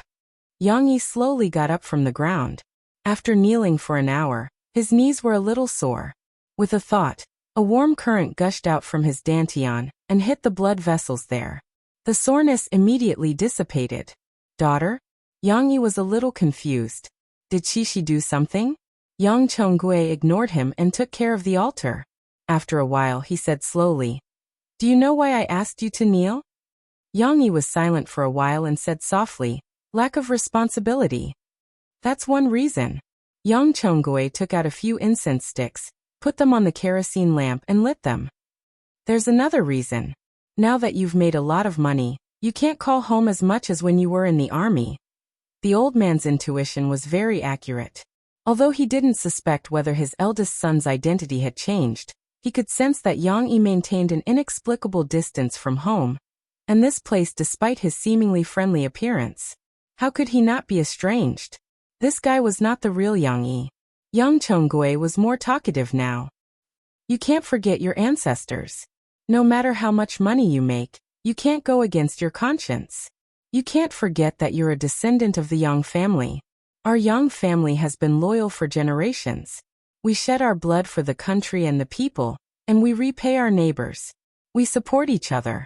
I want you to kneel in front of your ancestors, because I want you to calm down. Whether it's your wife, your children, your parents, your siblings, or your neighbors who have received kindness from you. No matter how much money you earn, you cannot forget your roots. I understand. Looking at his father's back, Yang Yi pondered for a moment before slowly nodding his head. You haven't been back for 2 years. Yang Chongwei finally turned around and looked at him. He handed over the lit incense and said slowly, Burn some incense for your ancestors. Yang Yi returned and appeared in front of Murphy and Shishi. As usual, he had a gentle smile on his face, as if kneeling for almost an hour did not affect him at all. Papa, you're back? Shishi happily threw herself into her father's arms and said happily, I told Grandpa not to lock Papa up. Papa knows his mistakes and changes. He's a good kid, so Grandpa won't be angry anymore. She is very good today. She's very sensible, Murphy said to Yang-yi as she walked over and gently stroked the little girl's hair. Thank you, Shishi. Thank you for your help. Yang-yi kissed his daughter's face, making her giggle. It was late at night. Yang-yi carried Shishi and took Murphy upstairs. As soon as they turned on the light and entered the room, Yang-yi could not wait to free one of his hands and gently held Murphy's soft hand. He looked at Murphy's sparkling eyes softly and said, "You've been wrong tonight. In fact, it's my fault." Yang-yi knew that Murphy must have done something behind his back. Otherwise, Shishi would not have run to her father. Don't say it again. Murphy reached out to cover Yang-yi's mouth and said, "It's my fault. Are you done?" Shishi looked at her mother's posture, and her eyes lit up. It seemed that she had unlocked a new movement. "No, I want to say that I didn't think it through before. My father scolded me, and he was right." Yang-yi pulled her hand down and said seriously, "Now, I want to tell you that I want to marry you." Murphy was stunned. The impact of this sentence on her was no less than that of Yang-yi's confession that day. Although she didn't doubt that Yang-yi would marry her, and their relationship had reached a point where success was inevitable, what woman didn't look forward to hearing this sentence from the person she loved? But at this time? I'm serious. Although it's a bit rushed, I understand that I can no longer stay out of this matter. I have to be responsible for you. So, I want to tell you that I want to marry you. This is not a proposal. In the future, I will give you a proposal ceremony, a romantic proposal ceremony. Now, I just want to tell you my promise." Yang-yi looked into Murphy's eyes and said firmly. However, Yang-yi, this honest boy, still did not understand. If this is not a proposal, what else can it be? He has already made his statement so clear, but Murphy still has to respond. Wasn't this a proposal? Yang-yi knew that it was rushed, but it was not just rushed. No one had ever proposed in such a clumsy and simple way. Just a moment ago, he was being punished to kneel in the ancestral hall. Now he came up and said such words. In this simple room, there were no roses, no diamond ring, and he was hugging Shishi. Indeed, Shishi was as beautiful as a flower, but she was not a flower after all. Cece blinked. She didn't quite understand. She tilted her little head and looked at her father and mother for a while. However, although she was still being hugged by her father and mother did not care about her. In their eyes, there was only each other. Shishi was pitifully ignored. Murphy was also a little confused. Happiness and panic mixed together, and she felt that her IQ was not enough. She was not mentally prepared at all. She would not have thought that Yang-yi would suddenly say this. She was a little flustered and said, I know, I am very happy. I did not care about the ceremony. Actually, it was impossible not to care? Which woman had not fantasized about it when she was young? It was a romantic occasion like a garden in full bloom. Her lover dressed up like a handsome prince, then got down on one knee and proposed to her. But now, there was nothing, not even a kneel, and Yang-yi said so domineeringly, I want to marry you. Murphy was so flustered that she forgot her beautiful fantasies, and her mind went blank. There will definitely be a ceremony. I will make it up to you when I propose. Yang-yi did not feel that he was proposing and said seriously to Murphy. No matter what other people thought, Yang-yi had to accept this. In the future, he would give Mo-fei what he thought was romantic. However, Murphy did not know what to do and could only nod shyly. One did not play by the rules, the other did not have a brain. Both of them were the best, and they just happened to be a couple. The two of them stood there for a while, looking at each other with surging emotions in their eyes. They did not know what to say, but that was not important. Papa, I want to take a bath. I have not taken a bath for 2 days, and I am going to become smelly. Shishi, who was ignored, finally could not bear it. She pouted her small mouth and cried out, Oh, yes, I will give you a bath. Yang-yi quickly put Shishi down and said, Take the clothes, the water is boiling downstairs, and you can take a bath in the bathroom downstairs. Yang-yi said to Murphy apologetically, The conditions at home are not good, and there is no water heater, so I can only boil water to take a bath. Sorry for the inconvenience. No, I am fine. Murphy's eyes still had a little shyness. She was in high spirits. She maintained a strong curiosity about new things. When her father took the clothes for her, she walked around her father and asked, "Papa, what is it like to take a bath in boiling water? Do you want to put shishi in a big pot, and then burn a big fire?" "That is to cook you." Yang Yi heard this and laughed. "Did you see the chicken soup tonight? If you cook it like that, you will be cooked." "Then don't cook shishi. I am not delicious." The little girl hurriedly waved her hand. When it was time to sleep, Murphy finally recovered from the dizziness. She stretched out her finger, poked Yang Yi's waist and muttered, "Actually, you don't have to be so anxious." Yang Yi put down the book in his hand and turned to look at Murphy, whose skin was particularly smooth after taking a bath. "I have explained to Mom that because of my work, we can't disclose our relationship for the time being, but we will do it as soon as possible, so as not to let Mom wait too long." In fact, Murphy had already thought about it. When she terminated the contract with Tianmei, she would officially disclose her relationship with Yang Yi, and also introduce her in Yang Yi's studio. Mom also expressed her understanding. She said that we have been delayed for 4 or 5 years, so it doesn't matter if we wait a little longer. When we can really make it public, we will go back to the village and hold a grand wedding, Murphy said with some shyness.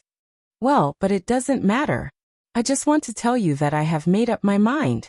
Yang Yi laughed. "No, you scared me. You bad guy, you suddenly proposed to me." Murphy rebuked and hammered Yang Yi's chest. "Who proposes like this? It's not a proposal. I said that I will give you a proposal ceremony in the future." Yang Yi complained. "It's a proposal. You forced me to express my opinion," Murphy said with a pout. "Then you agree?"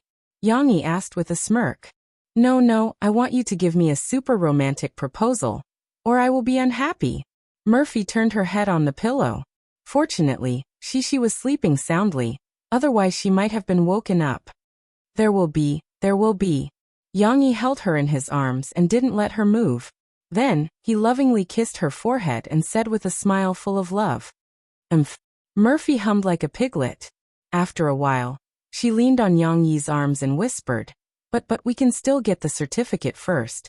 Mom secretly told me that the wedding ceremony can be made up later, but we can't be together like this." Yang Yi didn't know that his mother loved this stupid daughter-in-law, and was worried that Yang Yi would change his mind, like his father, and change sides.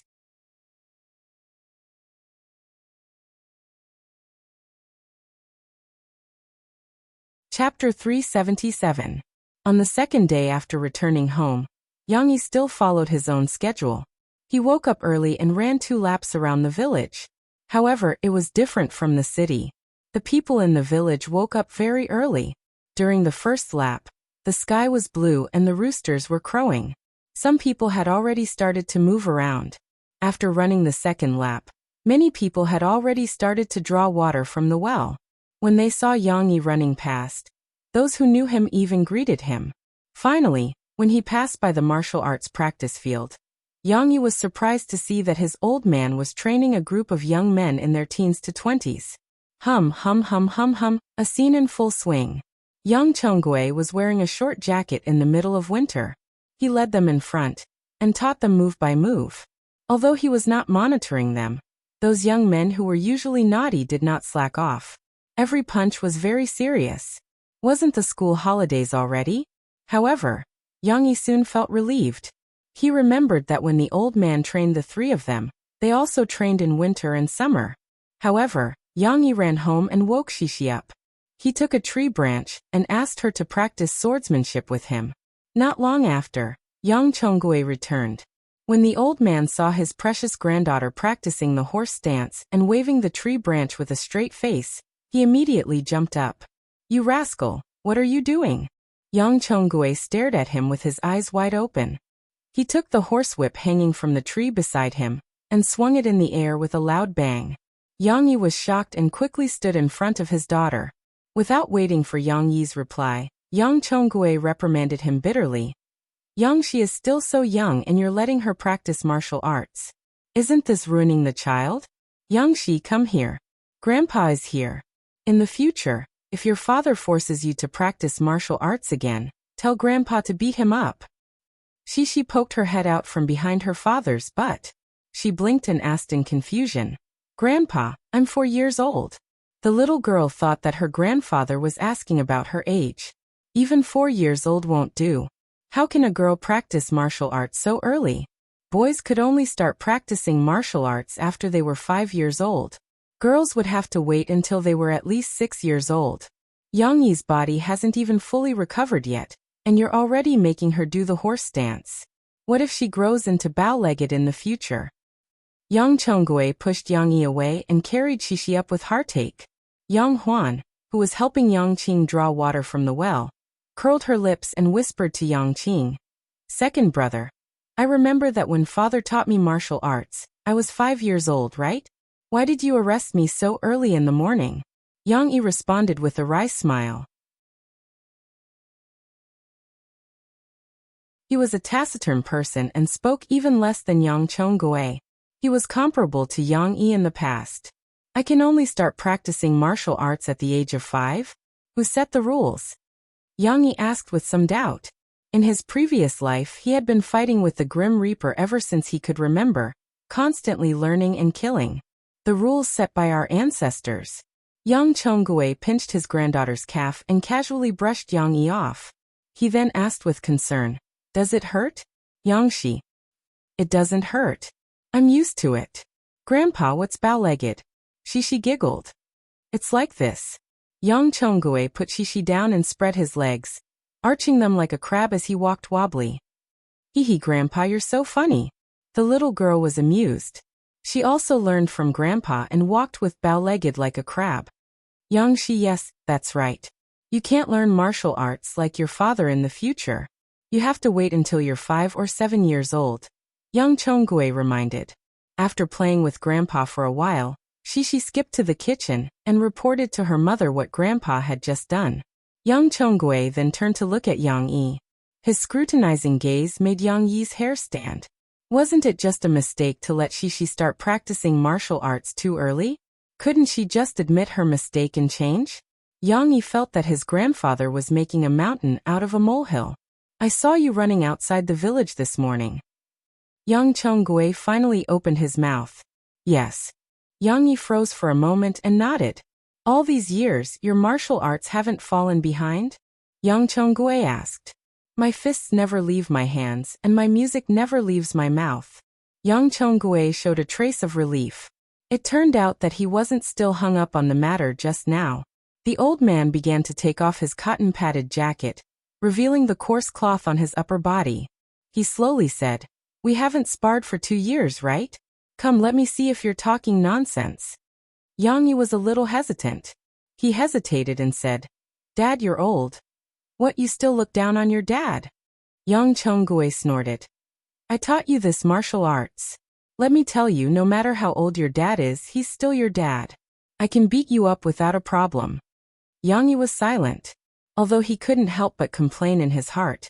If you weren't my dad, I could beat 10 of you without a problem. But after Yang Chonggui finished speaking, he bent his body into a fist and got into a fighting stance. Don't say, the old man's move really had a little of the natural feeling of a master. The chi sank down and vaguely gave Yang Yi a little pressure. Yang Yi couldn't help but let go of the idea of underestimating him. At this time, he also remembered that his grandfather was indeed very strong. In the past 10 years, as Yang Chonggui's hair turned white and he grew older, every time Yang Yi went home, he didn't dare to use his full strength when sparring with the old man. But even before this, when he really didn't hold back when sparring with the old man, the young and strong Yang Yi couldn't beat Yang Chonggui, who was already more than 50 years old at that time. Moreover, in these 30 years, Yang Yi didn't seem to have seen Yang Chonggui use all his martial arts. How strong was he? Yang Yi started to be curious. Therefore, Yang Yi didn't hesitate anymore. Hua hua. The wind from the fist and the force from the torn clothes made explosive sounds. He also bent his body into a fist and got into a fighting stance that was exactly the same as Yang Chonggui's. Hongquan. This was the real martial arts that Yang Chongwei taught the three of them. It was a real lethal martial arts. It was still a little different from what he taught the kids in the training field. Yang Qing and Yang Huan, who were fetching water, couldn't help but stop what they were doing. Brother, who do you think is stronger between Big Brother and Dad? Yang Huan couldn't help but ask. Dad is stronger, right? Yang Qing hesitated and said with a bitter smile. I can't even beat him now. But Big Brother isn't bad either. I heard from a soldier that Big Brother is very strong. Tens of thousands of people in the army aren't as strong as Big Brother, Yang Huan whispered. Of course, the soldier was Guo Debao who tied her up back then. Yang Qing didn't say anything. He felt that he didn't have enough information and didn't know how to judge. However, in the yard, Yang Yi and Yang Chongwei had already started fighting. Yang Yi, who had underestimated Yang Chongwei before, immediately suffered. Da-da-bang! With just a few simple moves, Yang Chongwei blocked Yang Yi's fists. Seizing the moment when Yang Yi was exposed, Yang Chongwei punched Yang Yi's chest. Yang Yi took 2 steps back. He touched his arm and looked at the old man in surprise. The last punch on his chest was deflected by Yang Chongwei, so it didn't hurt or itch. However, Yang Yi could clearly feel the strength of the old man's fists when he blocked the other 2 punches. It was very heavy and much stronger than Guo Debao. Yang Yi's arm was a little numb. This was not the most important thing. What surprised Yang Yi was that the old man broke through his defense so quickly. Every punch was just right, as if the old man had guessed his moves, which made him feel very uncomfortable. Although they were both using Hong Quan, Yang Chongwei was really like a grandmaster boxer. The truth was simple, and no move was better than a move. He couldn't lose to Yang Chongwei, who was almost 70 years old. It was one thing to pretend to lose to him, but if he really lost without any resistance, Yang Yi would be so embarrassed that he would find a hole to hide in.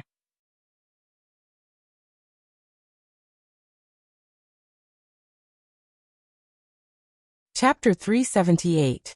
The more serious he was, the more frightened Yang Yi was. Even though Yang Yi had used all his strength, he could not shake Yang Chongwei at all.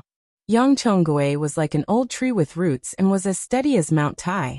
Even though Yang Yi was no longer playing around, and was as agile as a dragon swimming in the water, and as agile as a butterfly, the old man's natural punches were able to block all of Yang Yi's attacks.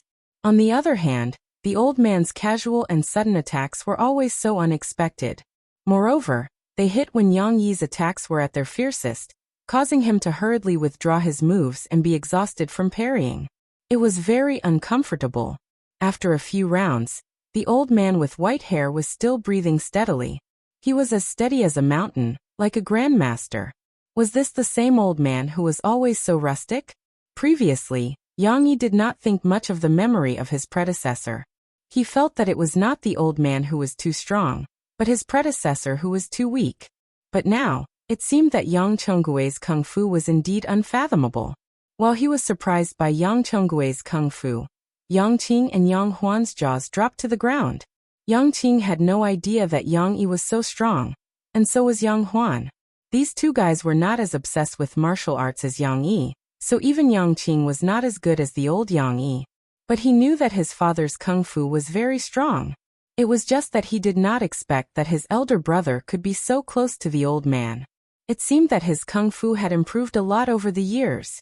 Yang Huan was also shocked by his father's vigor. His father was almost 70 years old, but he was still so strong? It was not scientific. The commotion caused by the fight in the courtyard attracted the attention of the 3 people in the kitchen. Cece skipped and ran in front, but when she looked up, she saw her grandfather and father tangled together. Ah, Papa and Grandpa are fighting. The little girl was a little anxious. She turned around and pulled her mom's hand. She pursed her lips and said sadly, Mom, Papa and Grandpa are fighting. Quickly tell them not to fight. Dong Yue, on the other hand, was very calm. She walked up and patted the flour on her hands as she smiled and said to Shishi, Little Yangshi, don't worry. They're not fighting. They're just playing around and practicing martial arts. Shishi blinked her big eyes and asked doubtfully, Is it the same as Papa and those uncles? Papa and Uncle Shen also fought, but it wasn't a fight. Dong Yue didn't quite understand what the little fellow was talking about. She could only nod with a smile.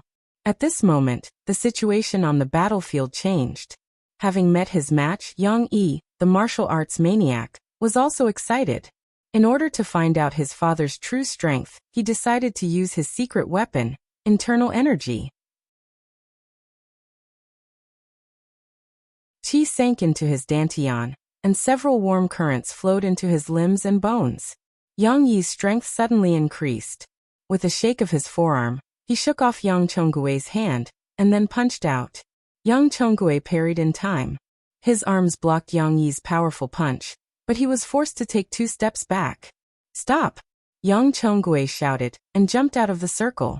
The old man was slightly panting, but he also stared at Yang Yi with his eyes wide open. His brows gradually wrinkled. Yang Yi withdrew his hand and gradually calmed down. After calming down, he began to break out in a cold sweat. He was extremely embarrassed. Really, how old had he been? Why was he still competing with an old man who was almost 70 years old?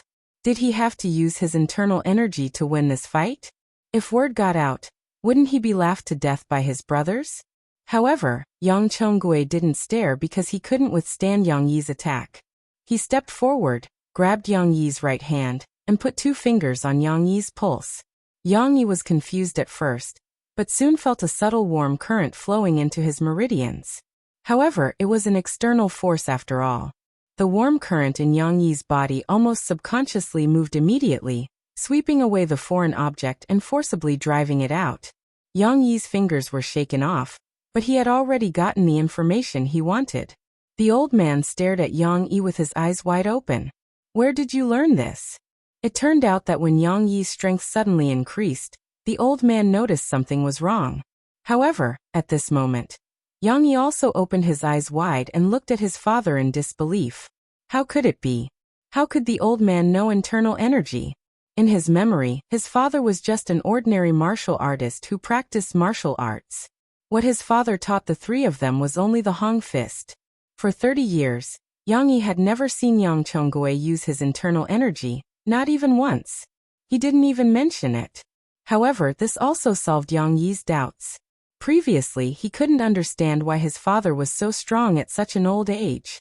It turned out that there was an increase in internal energy. Of course, Yang Yi also knew that even in his previous life, people who knew how to use internal energy were extremely rare. This was not something that could be learned just because one wanted to. One needed to be extremely talented and had to have an inheritance. Generally, it wasn't passed to outsiders. Yang Yi also coincidentally obtained the legacy of an old man. There probably weren't many experts in this world, and they were either hidden in the marketplace or living high up in the imperial court as bodyguards.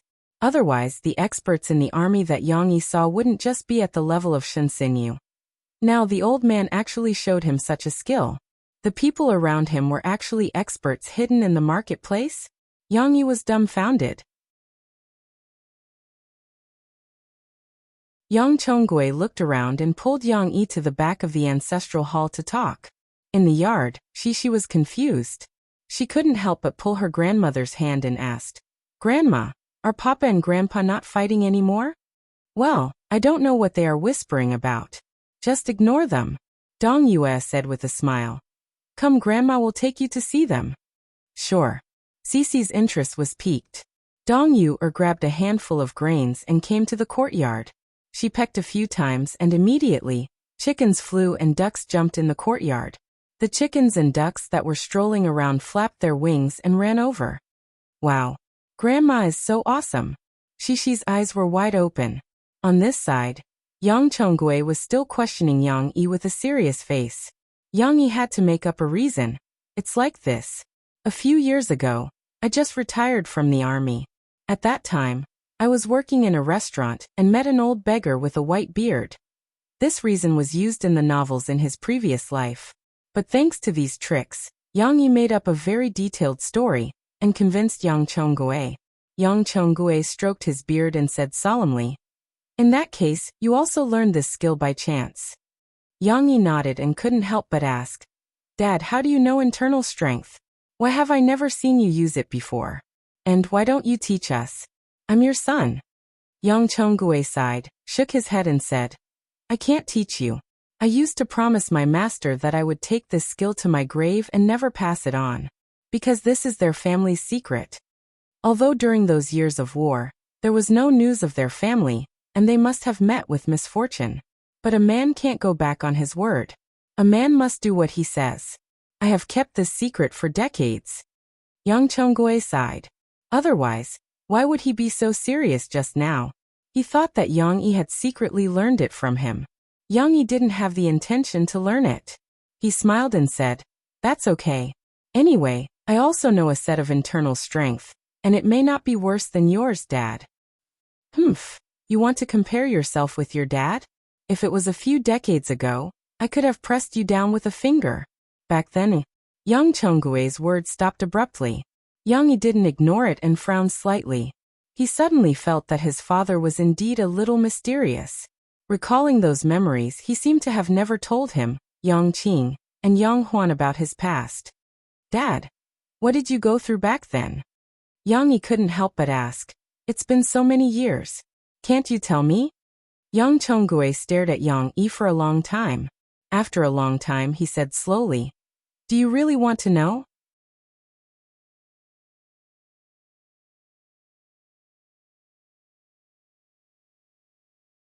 Chapter 379.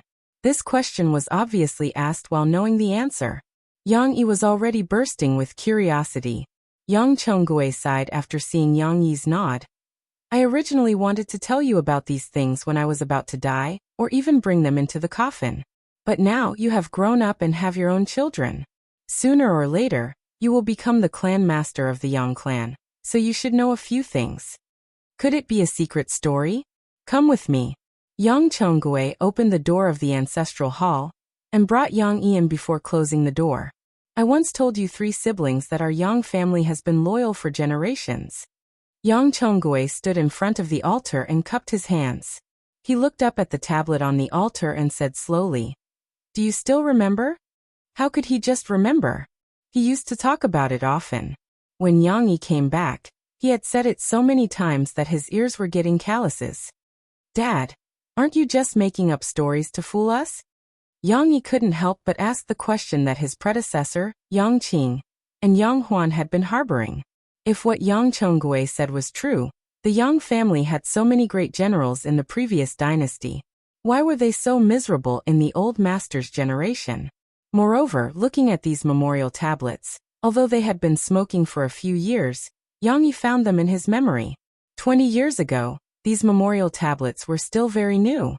They were obviously made by Yang Chonggue. Besides, no matter how good Yang Chonggue was, Yang Yi didn't think that he had participated in the previous wars. The timing didn't match. The old master should have been born in the flames of war. When he had just grown up and had some ability, the war had already ended. Where did the enemy come from for him to kill? However, Yang Yi's questioning made Yang Chonggue very unhappy. He fumed and glared at him. Made it up? How can I make up stories about my ancestors? If I made it up, how can I face my ancestors in the afterlife? That was true. No one would like to make up a father or a grandfather for themselves. Yang Yi closed his mouth and listened to Yang Chonggue's story. The Yang clan was indeed the descendant of a general. It could even be said that the entire Yang clan was a famous military clan in the previous dynasty. It was stationed in the Min province and the Jiangnan area. Under the emperor's orders, it recruited and trained soldiers to resist the Japanese invaders from the sea. What Yang Yi said was right. Almost every generation of Yang family head had sacrificed themselves on the battlefield to protect their country.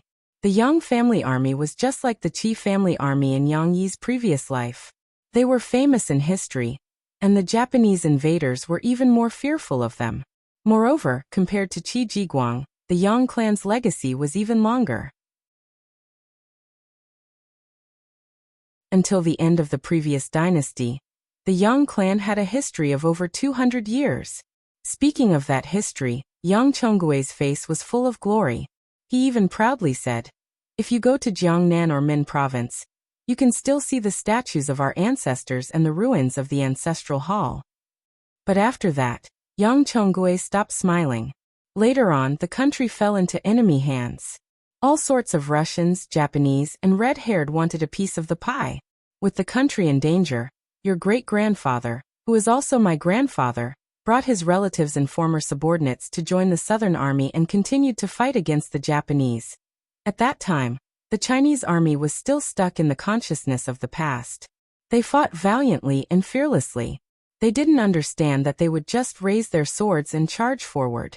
However, the Japanese army had already entered the era of firearms. The Yang family army couldn't adapt and suffered heavy casualties. After a few big battles, there weren't many people left. Yang Yi's great-grandfather was very skilled, but he couldn't withstand a bullet. In the later stages of the war, Yang Chenggui's father, who was also Yang Yi's grandfather, finally used a gun. He and the remaining men of the Yang family once again entered the extremely tragic all-out war to reclaim the country.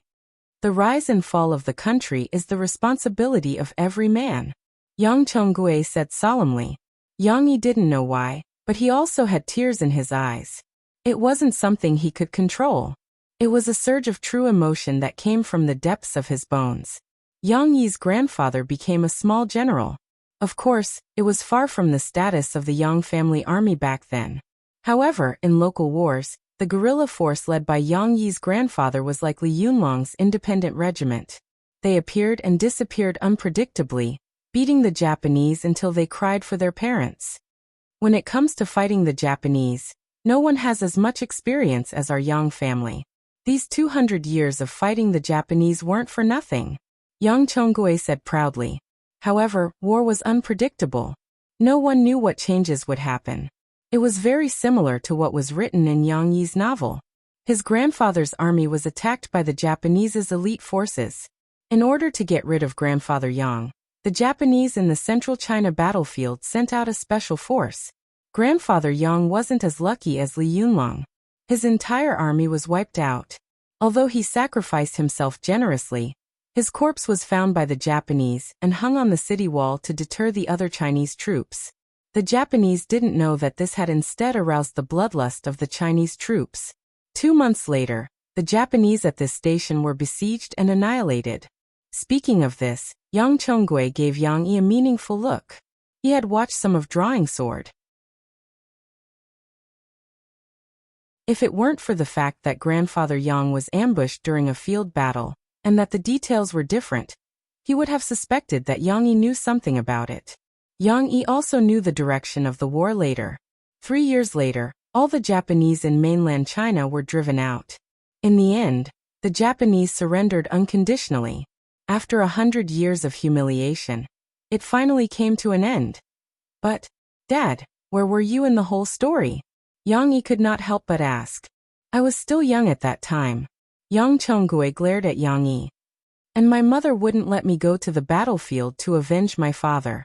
She said that she wanted to leave an heir for the Yang family.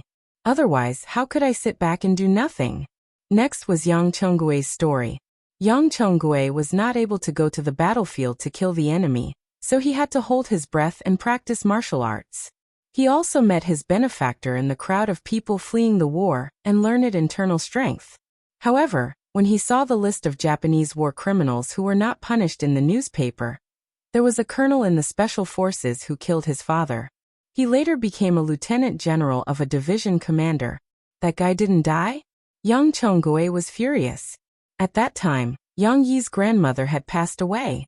The last person who was in charge of Yang Chenggui had left. Yang Chenggui was like a wild horse that no one could stop. I borrowed Treasure Island and learned the Japanese language there for 2 years. After that, I stayed in the Japanese's hometown for a full 15 years. Yang Chenggui proudly said. In the past 15 years, I've killed every single one of the people on the list. I even set fire to that whatever club it was, and burned it down. You were the one who did that. Yang Yi took a deep breath. When he was rewriting Drawing Sword, he had checked a lot of history, and even a lot of unofficial secrets. He knew that something big happened to the Japanese after the war. Unlike his previous life, where the war criminals could still get away with it, the war criminals in this world died one by one. But that villain, that hero's name was Yang Jie, right? Yang Yi could not help but ask. Yang Jie. Motherf***, they can't even write my name wrong. Yang Chonggue snorted and said, "Your father used to be called Yang Jia. But after I returned to China, I changed my name. That name has been registered in the Ministry of Foreign Affairs, so how can I still use it?" It really was him. Yang Yi felt a little dizzy. He thought that he was quite awesome in his previous life, but he did not expect the old man to be even more awesome than he was. In 15 years, he turned the Japanese upside down with assassinations and even set fire to their place. Yang Yi wanted to kneel down before the old man when he saw that. It was too awesome. Yang Yi could not think of any words to describe the old man's impressive achievements. Yang Yi originally wondered if Yang Chonggue, who always boasted that his ancestor was a great general who protected the country, was also a soldier in the past. Now it seemed that he guessed wrong. The old man was similar to him in that they were both in the same line of work. It was no wonder that he was unwilling to deal with the government for so many years. However, in his previous life he was doing it for money, while the old man was doing it for revenge and for the country. He could not help but respect the old man's past. After causing such a big incident, Yang Chonggue was naturally hunted down by the angry Japanese. However, he did not know what happened and escaped back to China. He could not be careless even when he returned to China. After all, agents were everywhere. The old man changed his name, but he did not change his ancestor's surname. He hid in the valley in Wadayaku village, which was rarely visited by outsiders. "You married my mother and gave birth to me. Why did you want to leave? Didn't you say that you had something important to do?" Yang Yi asked in confusion. He was still brooding over the fact that his mother had given him the name, Yang Tiexin. What kind of lousy name was that? In his previous life, it was a little green. "I wanted to bring you and your mother back to acknowledge your ancestors. But our Yang family is the only one left. If we want to rebuild our family and return to our old home, we can only ask our neighbors and elders to help preside over it. If we want to do it, we have to do it in a grand manner. Our Yang family is a famous family in 2 provinces and 3 cities. We have to make preparations beforehand. Isn't this a big deal?" Yang Chonggue snorted. Yang Yi was speechless. He thought that he had some enemies left behind. "Then why didn't you go back?" Yang Yi asked. "After that, I secretly went back to my old house. There was no one in the old house of the Yang family anymore. However, there were a few outsiders who were sneakily watching from outside. Needless to say, they were definitely waiting for Yang Chonggue, the Demon King, to return. However, he did not know whether they were enemies or friends. Perhaps the former was more likely. For the sake of his family's safety, Yang Chonggue decided not to leave. He stayed obediently and peacefully became a farmer in Wadayaku village. And this secret had been guarded for more than 30 years. So you must never tell anyone about this matter. Even if it rots in your stomach, you must keep it to yourself," Yang Chonggue warned sternly. Yang Yi nodded silently. No wonder the old man did not tell the 3 of them. He was worried that the little brat's mental state was not complete, and would flaunt it to others and bring disaster to the family. The old man had caused too much trouble in the Japanese's territory. Yang Yi did not know if there would still be people who would not let it go after so many years. Yang Yi was also very cautious. Especially now that he had Shishi and Murphy, these 2 people whom he wanted to protect for the rest of his life. Let this matter remain in the ancestral hall. You're tuning in to the Earbook Haven YouTube channel. Don't forget to subscribe and join us on this journey to catch the most captivating stories.